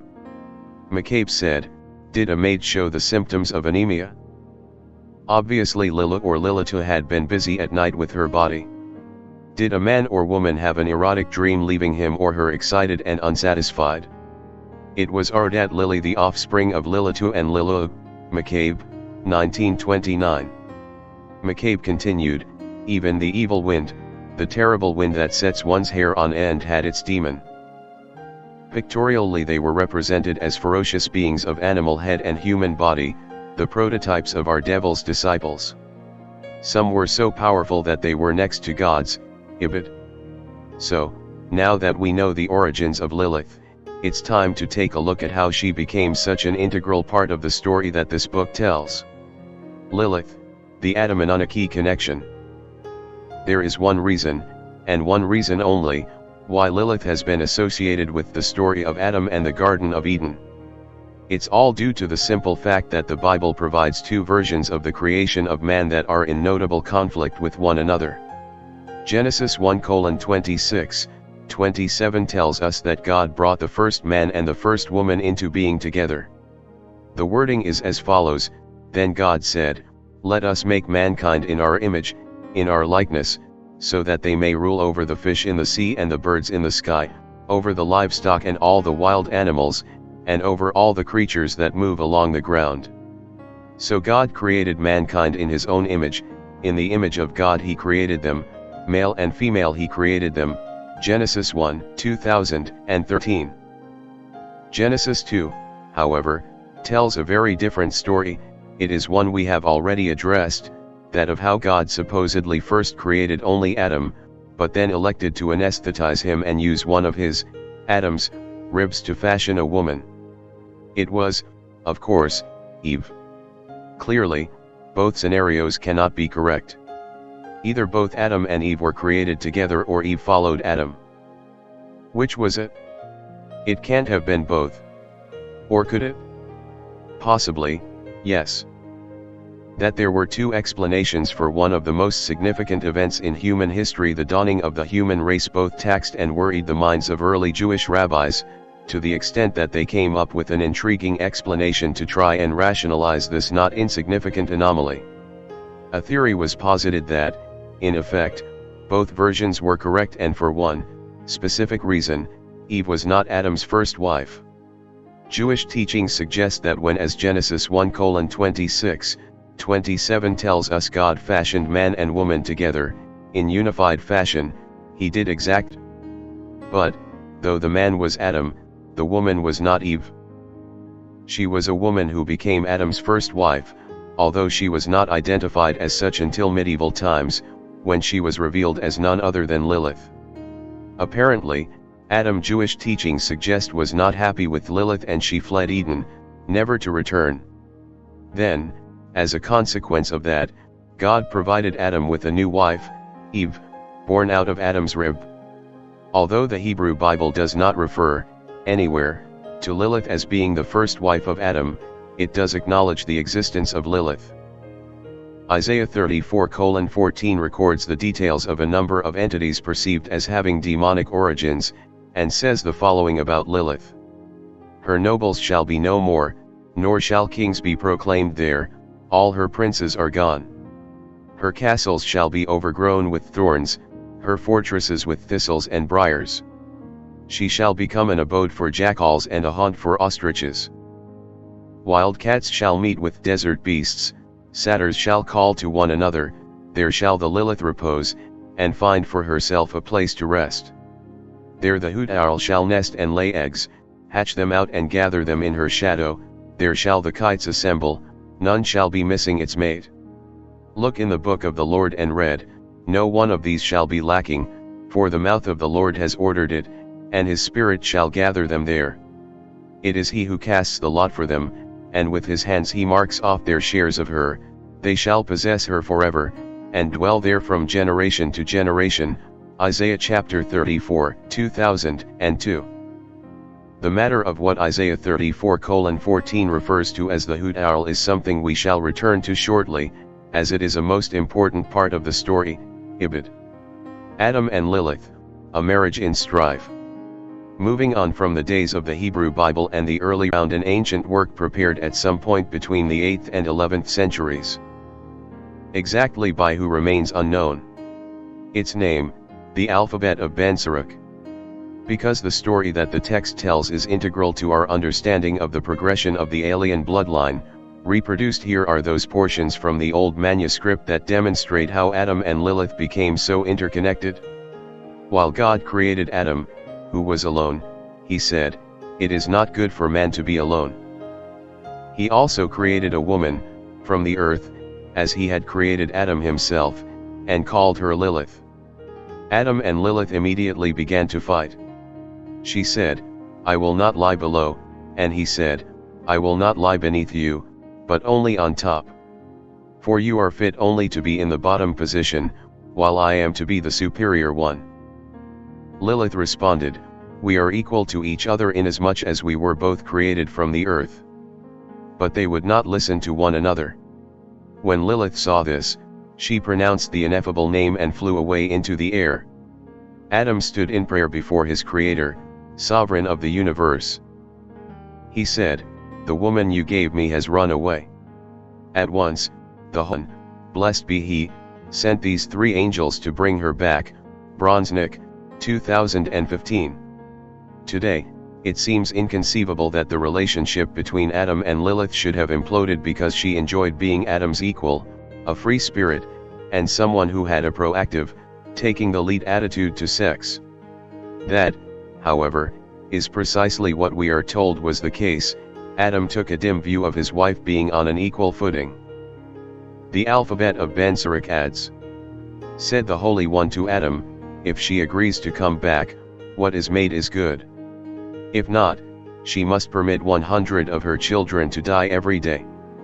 The angels left God and pursued Lilith, whom they overtook in the midst of the sea, in the mighty waters wherein the Egyptians were destined to drown. They told her God's word, but she did not wish to return. The angels said, "We shall drown you in the sea." "Leave me," she said. "I was created only to cause sickness to infants. If the infant is male, I have dominion over him for 8 days after his birth, and if female, for 20 days. When the angels heard Lilith's words, they insisted she go back. But she swore to them by the name of the living and eternal God, "Whenever I see you or your names or your forms in an amulet, I will have no power over that infant." She also agreed to have 100 of her children die every day. Accordingly, every day 100 demons perish, and for the same reason, we write the angels' names on the amulets of young children.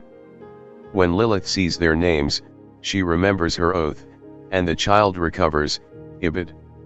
So, what we have here, is the anonymous author of the alphabet of Ben Sirach using the known legends of Lilith's demonic nature and then combining them with the story of Adam and the creation of the human race.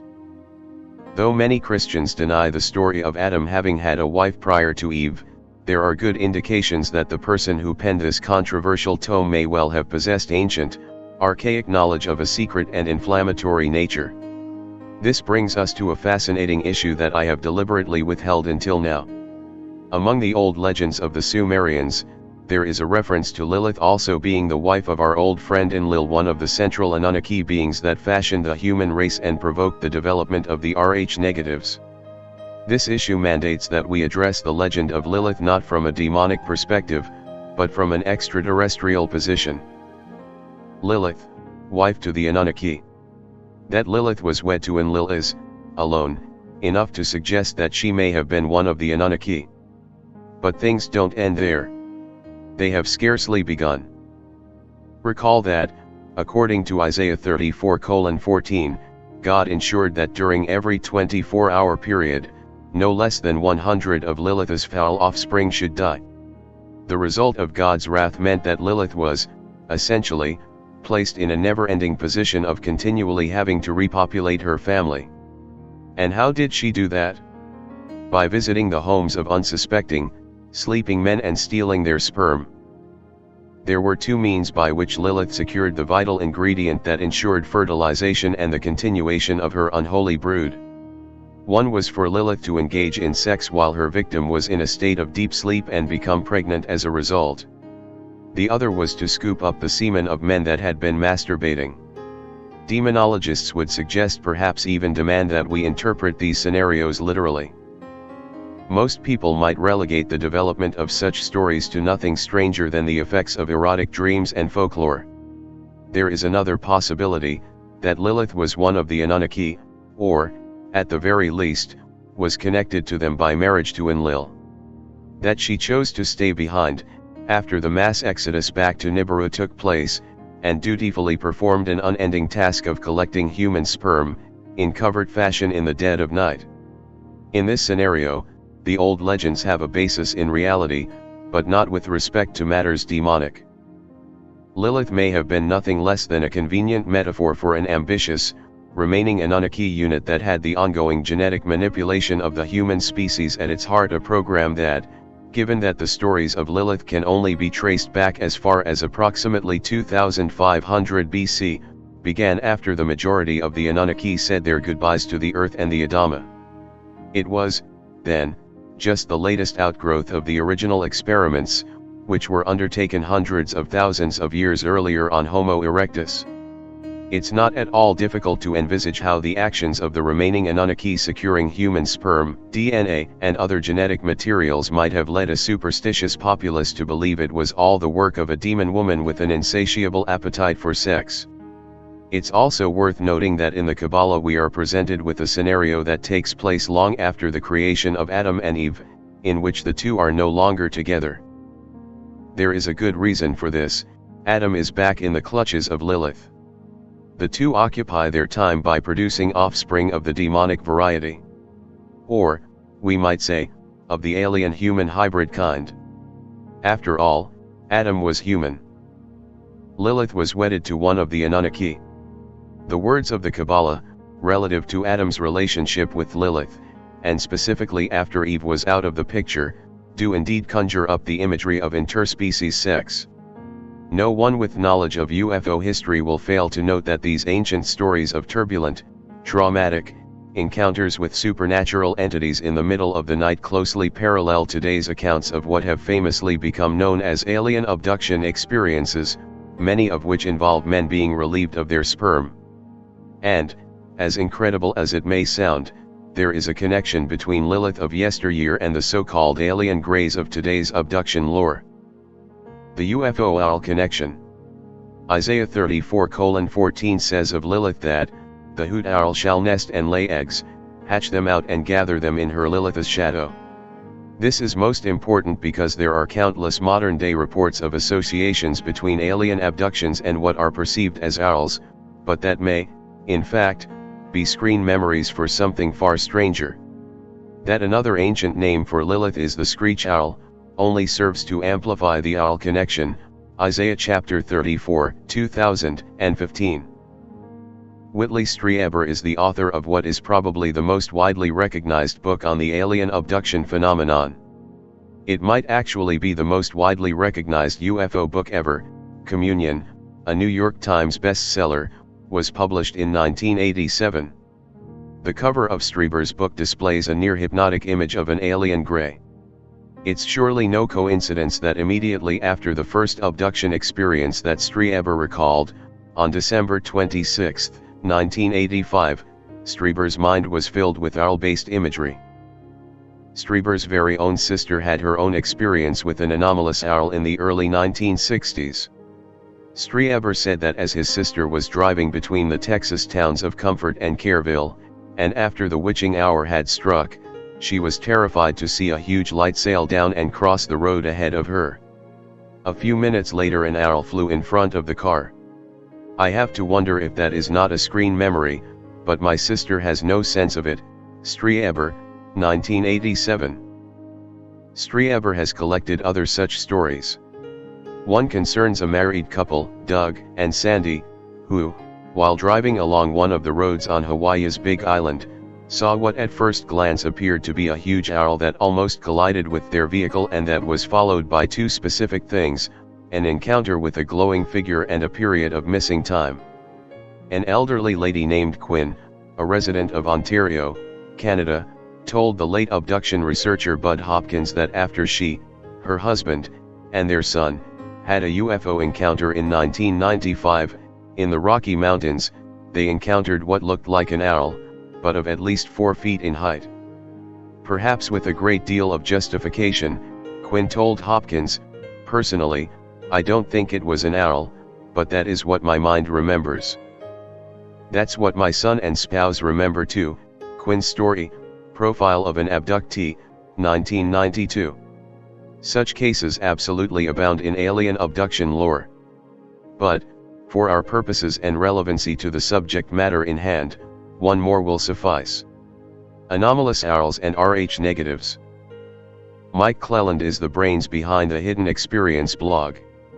Cleland has experienced numerous strange phenomena, many of a UFO nature and directly connected to owls, and which also provoke thoughts of screen memories.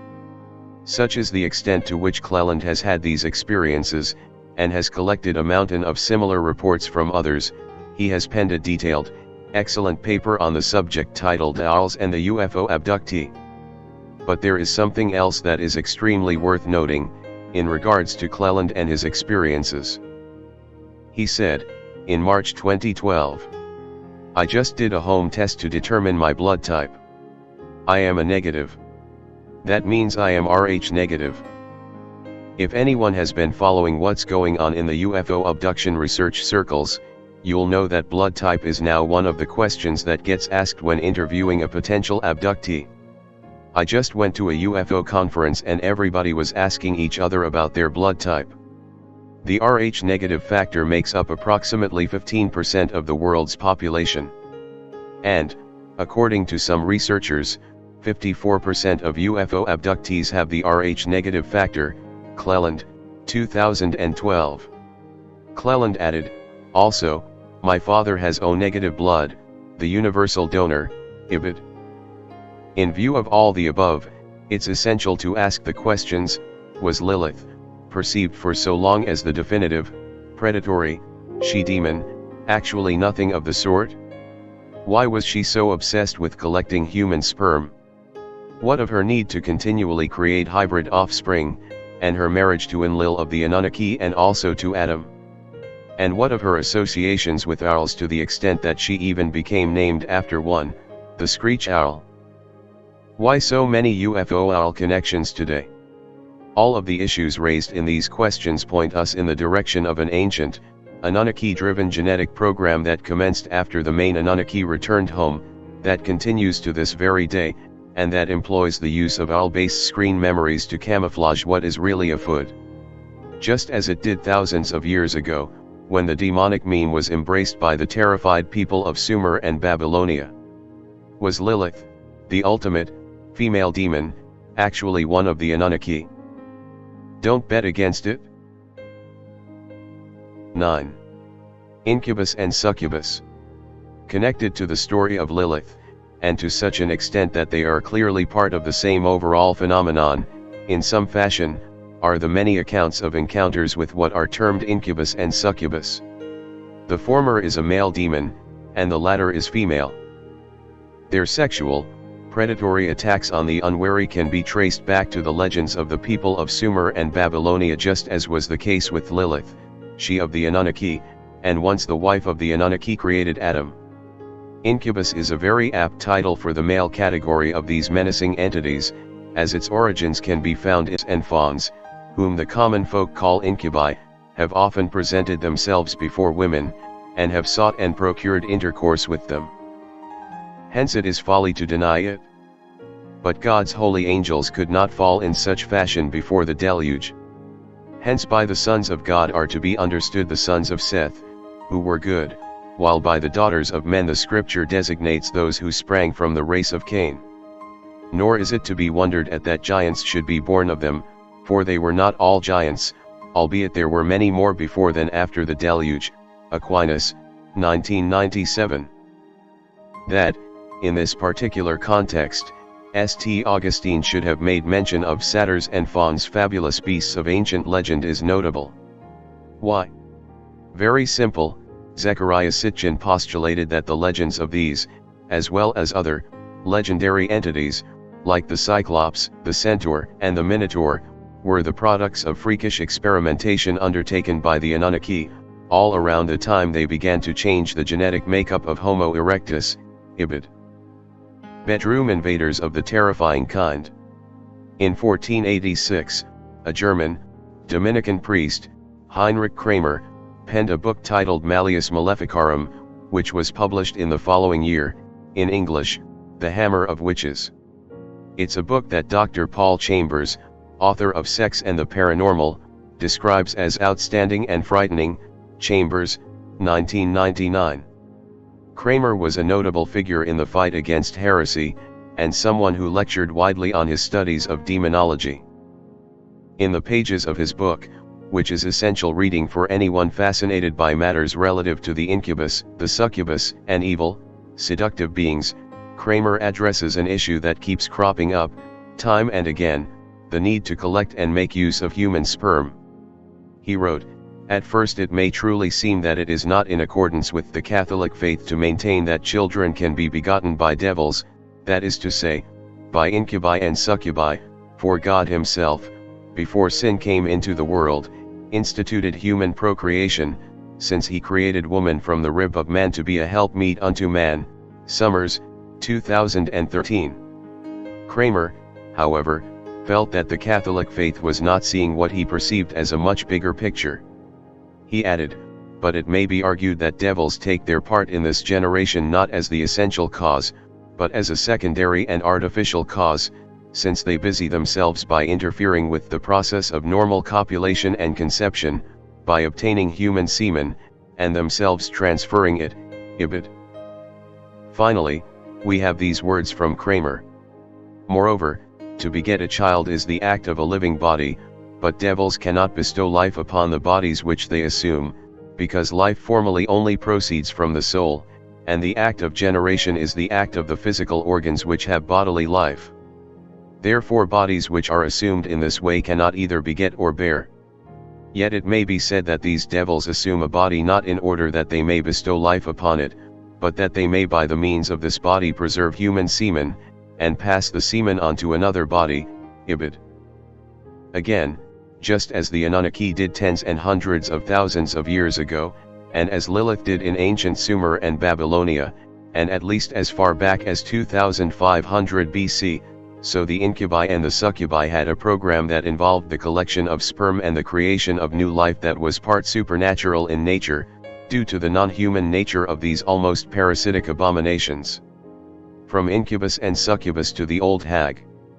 Moving on, in a 1900 book, History of the Devil and the Idea of Evil, written by Dr. Paul Karras, we get to see what some of our ancient ancestors had to say about the unholy offspring that a coupling between an incubus and a man, or a succubus and a woman could create. Karras recorded, "The theory of incubi and succubi is presented in all its indecency on the authority of St. Thomas Aquinas, who in his commentary on Job, chap. 40, interprets behemoth, a large animal, probably the elephant, as the devil, and derives from the mention of the animal's sexual strength, verse 16, the theory that evil demons can have intercourse with human beings. Satan is supposed to serve first as a succubus, or female devil, to men, and then as an incubus, or male devil, to women, and St.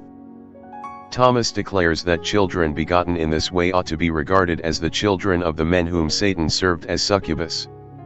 They would, however, the more cunning than normal children on account of the demoniacal influence to which they were exposed in their prenatal condition. Matthias Paris mentions that within 6 months one such incubus baby developed all its teeth and attained the size of a boy of 7 years, while his mother became consumptive and died. Karras, 2004. Clearly, there was something decidedly non-human about the offspring of these terrifying, late-night couplings.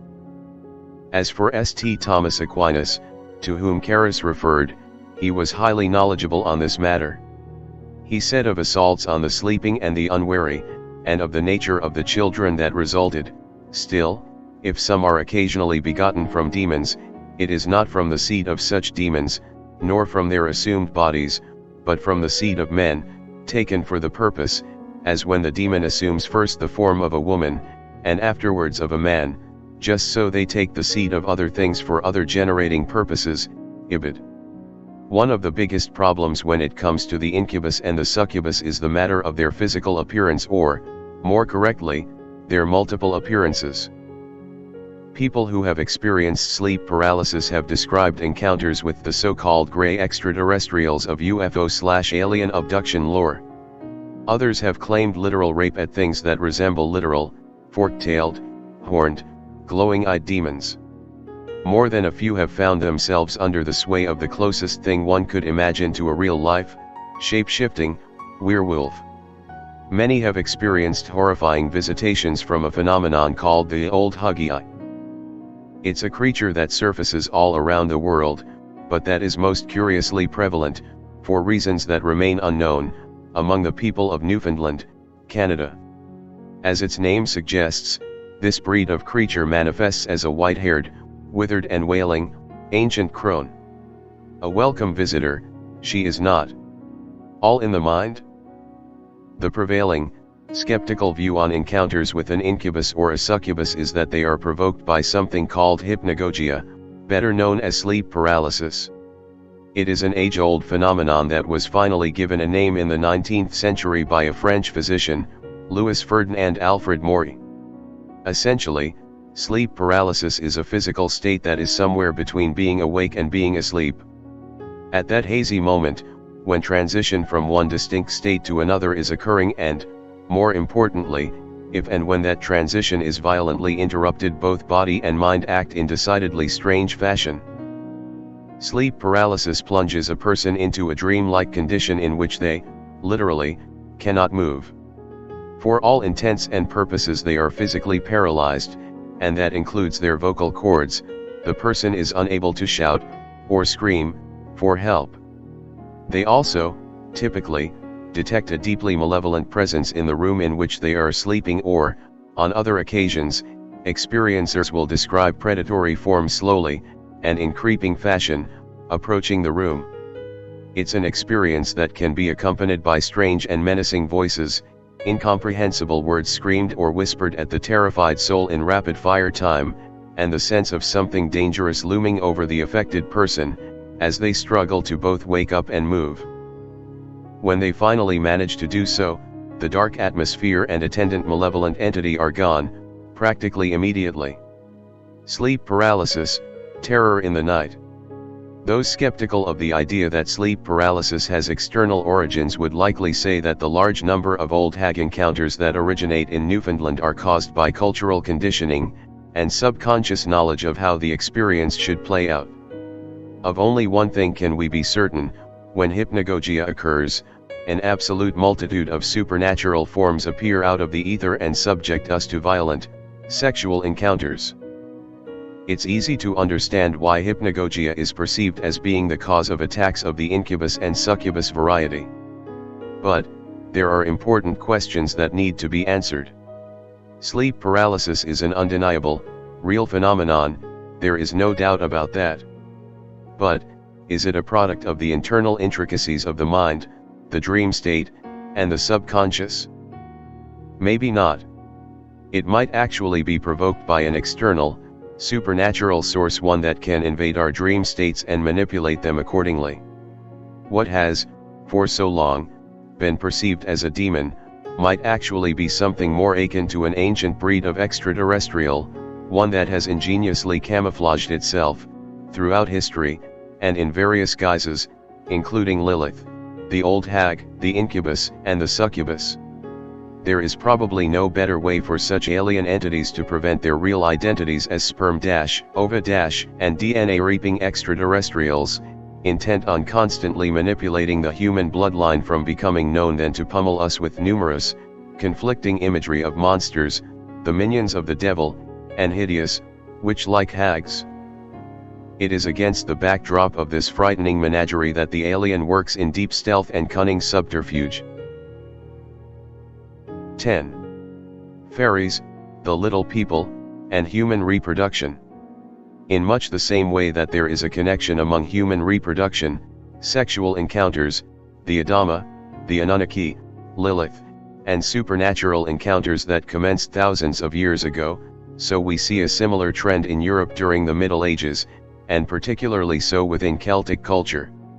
That is particularly important and relevant because, as will now be demonstrated, there is convincing data in hand that offers a linkage between the Celts and the Basques.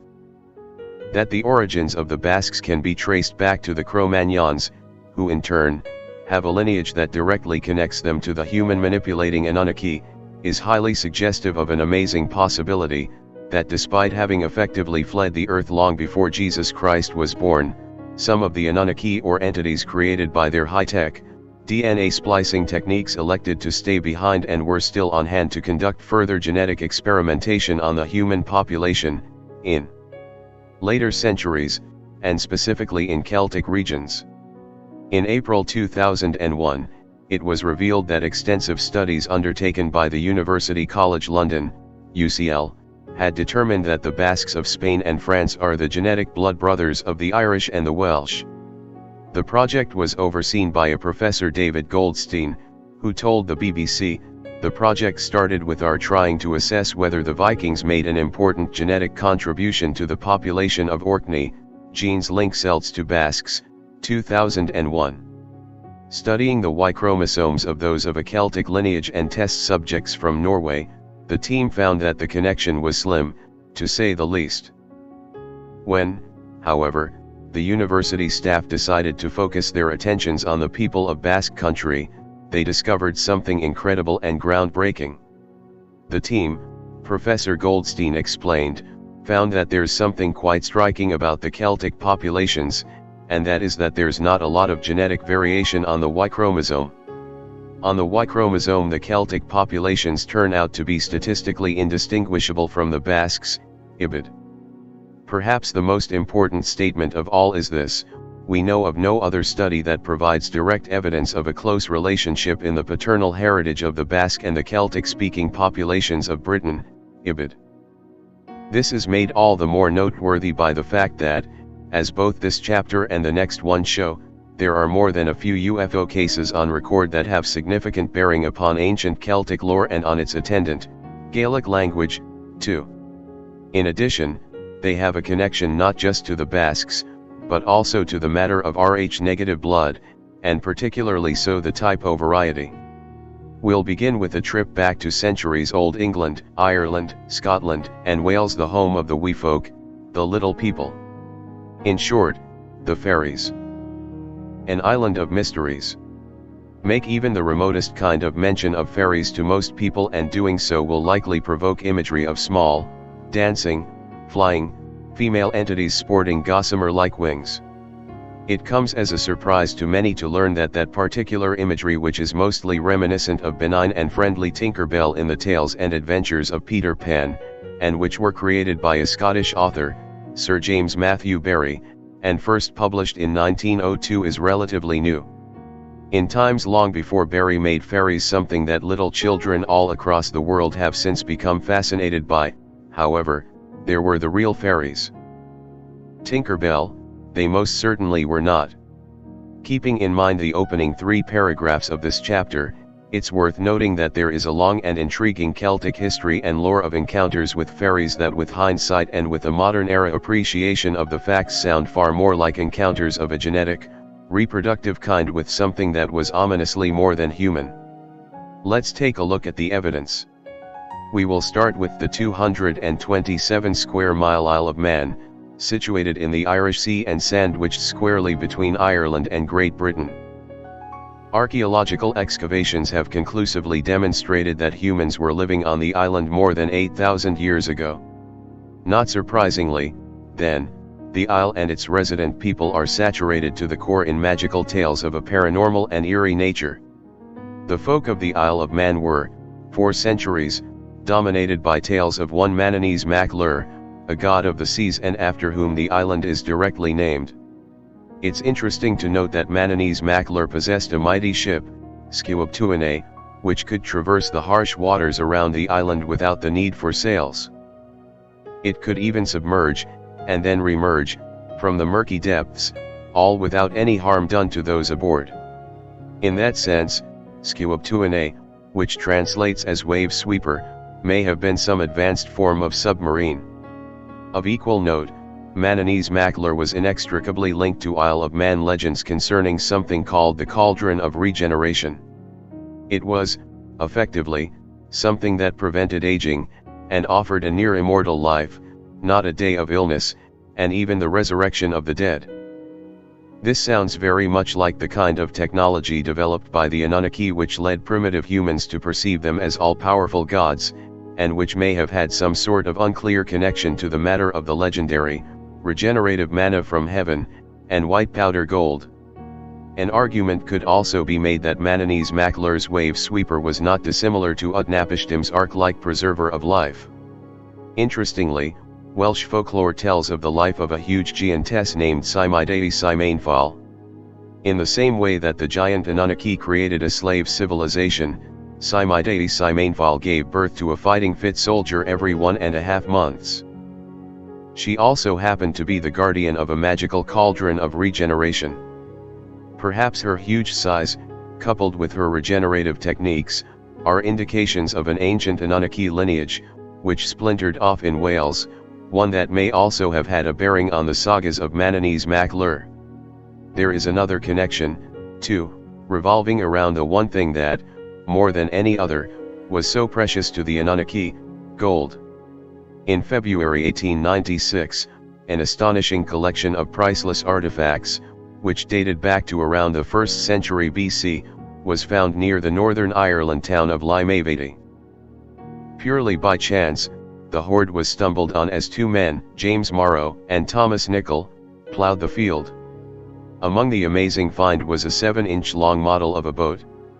Constructed out of gold, it was intended to appease none other than Manannese Mac Lir, the deity who never aged, who came from a world where sickness had been obliterated and where regeneration was a fact of life, and who traveled the planet in a curious, sea-going craft that had no need of wind nor sails. All of this is made even more curious by the realization that the Isle of Man is steeped in lore of what, from our perspective, today, sounds like high-tech, genetic, manipulation of the local population by advanced, otherworld entities. Beware of the changelings.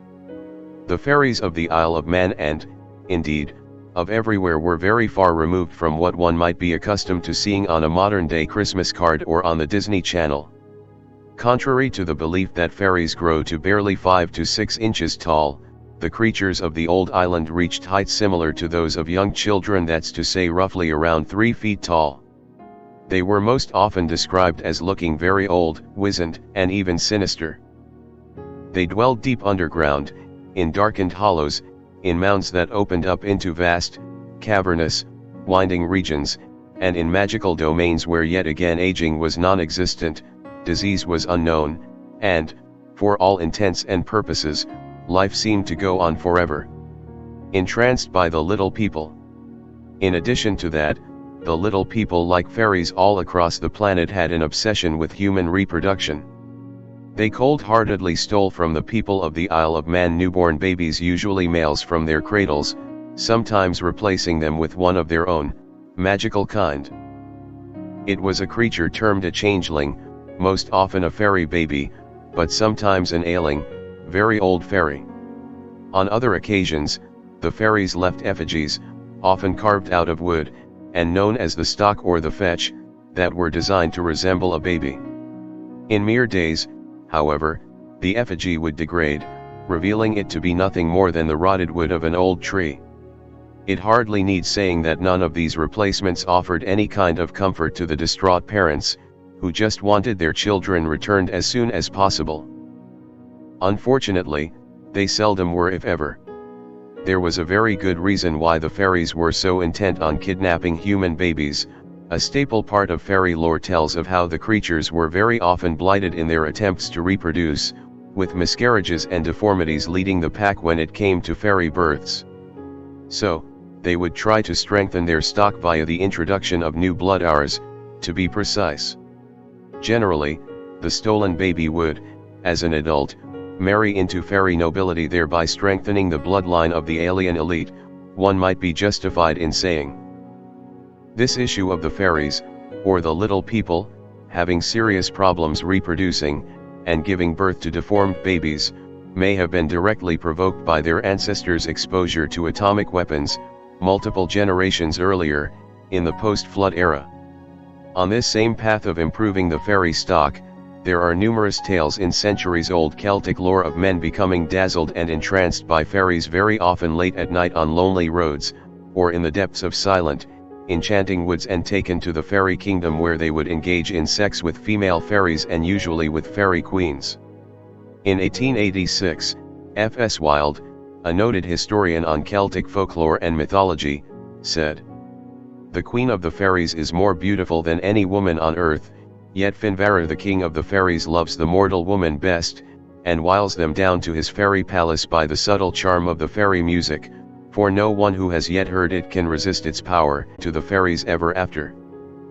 Their friends mourn for them as dead with much lamentation, but in reality they are leading a joyous life down in the heart of the hill, in the fairy palace with the silver columns and the crystal walls.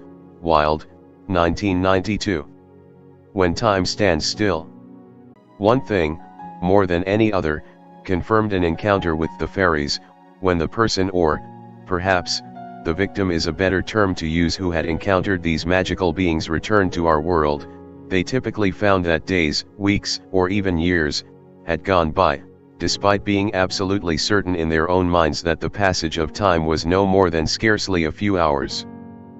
A classic example of this is the third has ever encountered in his life, sitting atop a huge, white, horse. Her hair was golden, and her green cloak was adorned with priceless, sparkling jewels. She introduced herself as none other than the Queen of the Fairies. Thomas, practically hypnotized by her beauty, asked for a kiss. The Queen agreed, but demanded that, in return, Thomas must travel with her to the fairy kingdom, where he will serve her, a euphemism for sex.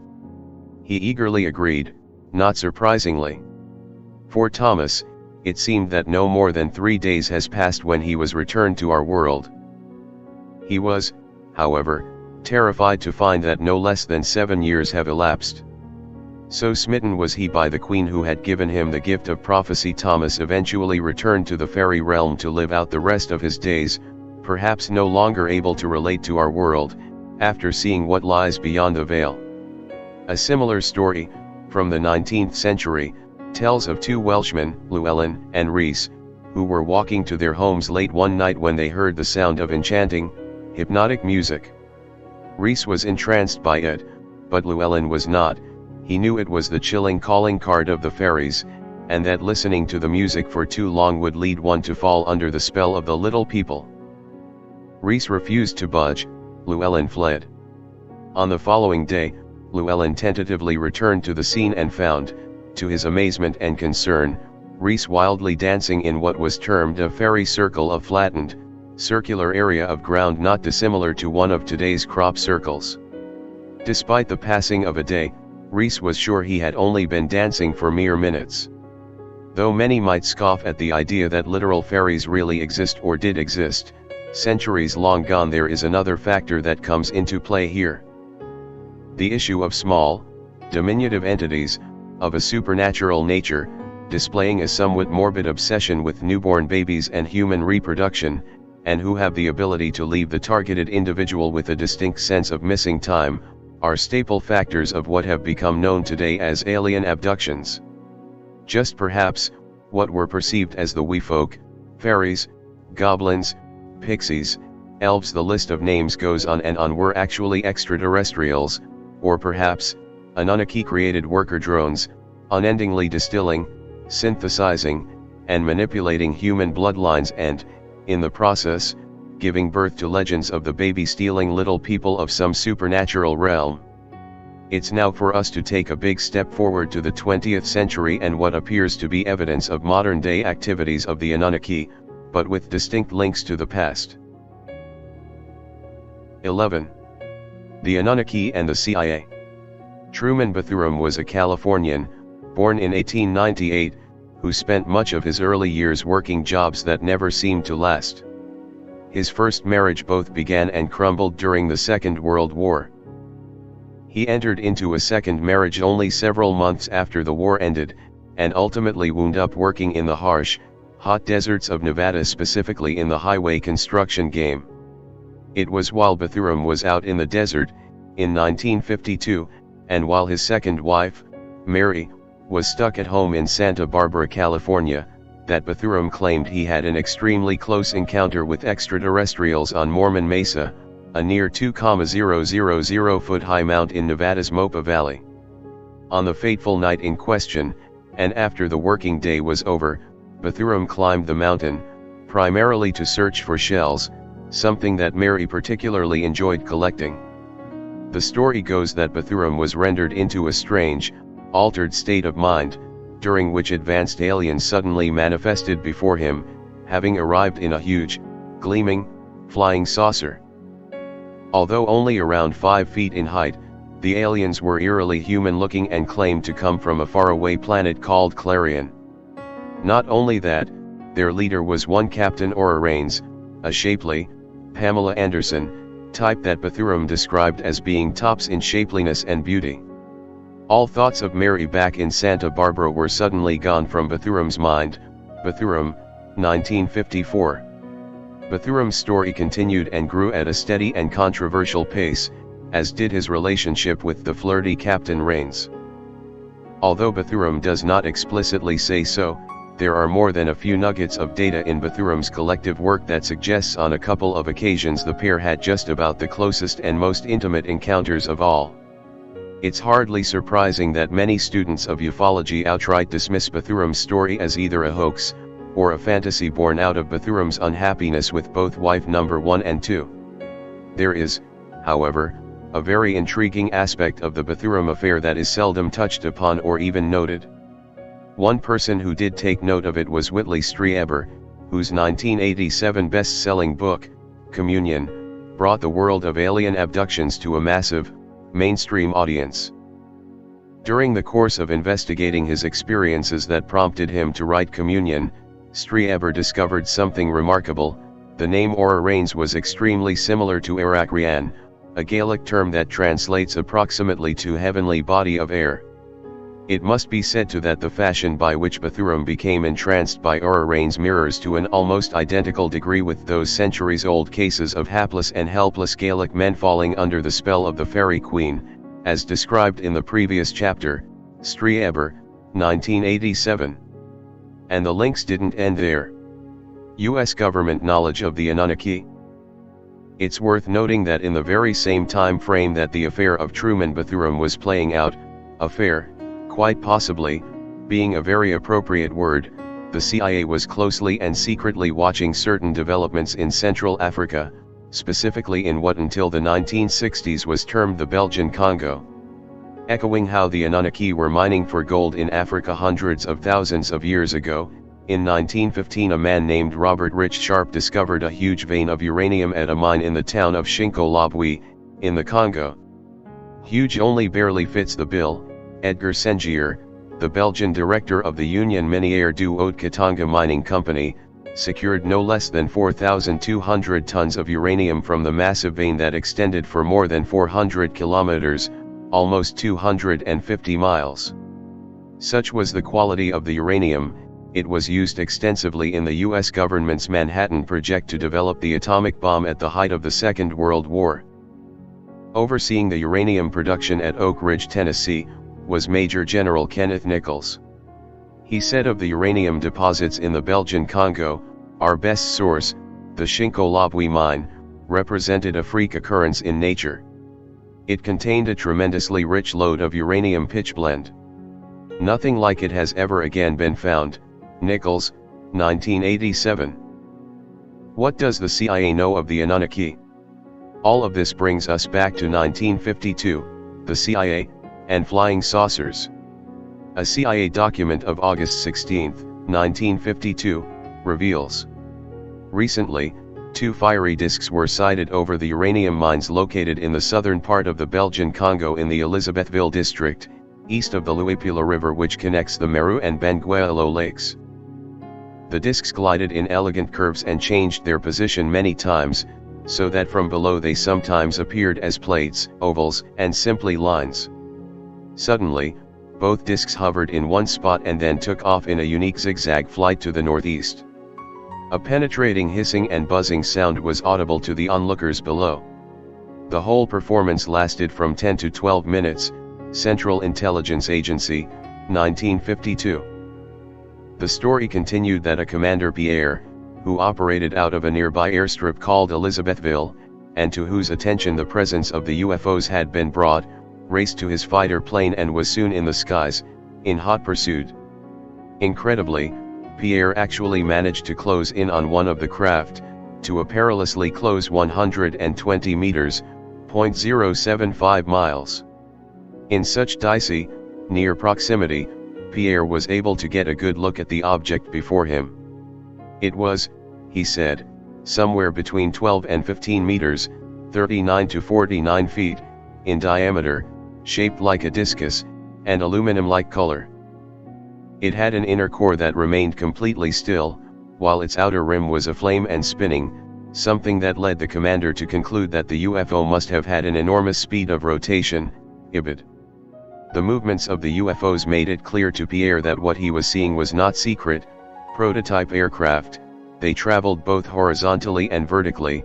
Their elevation went from 800 to 1,000 meters, approximately 0.5 to 0.62 miles, in barely a second or two, and, at one point they even dramatically dropped to heights of barely 60 feet above the trees surrounding the mine.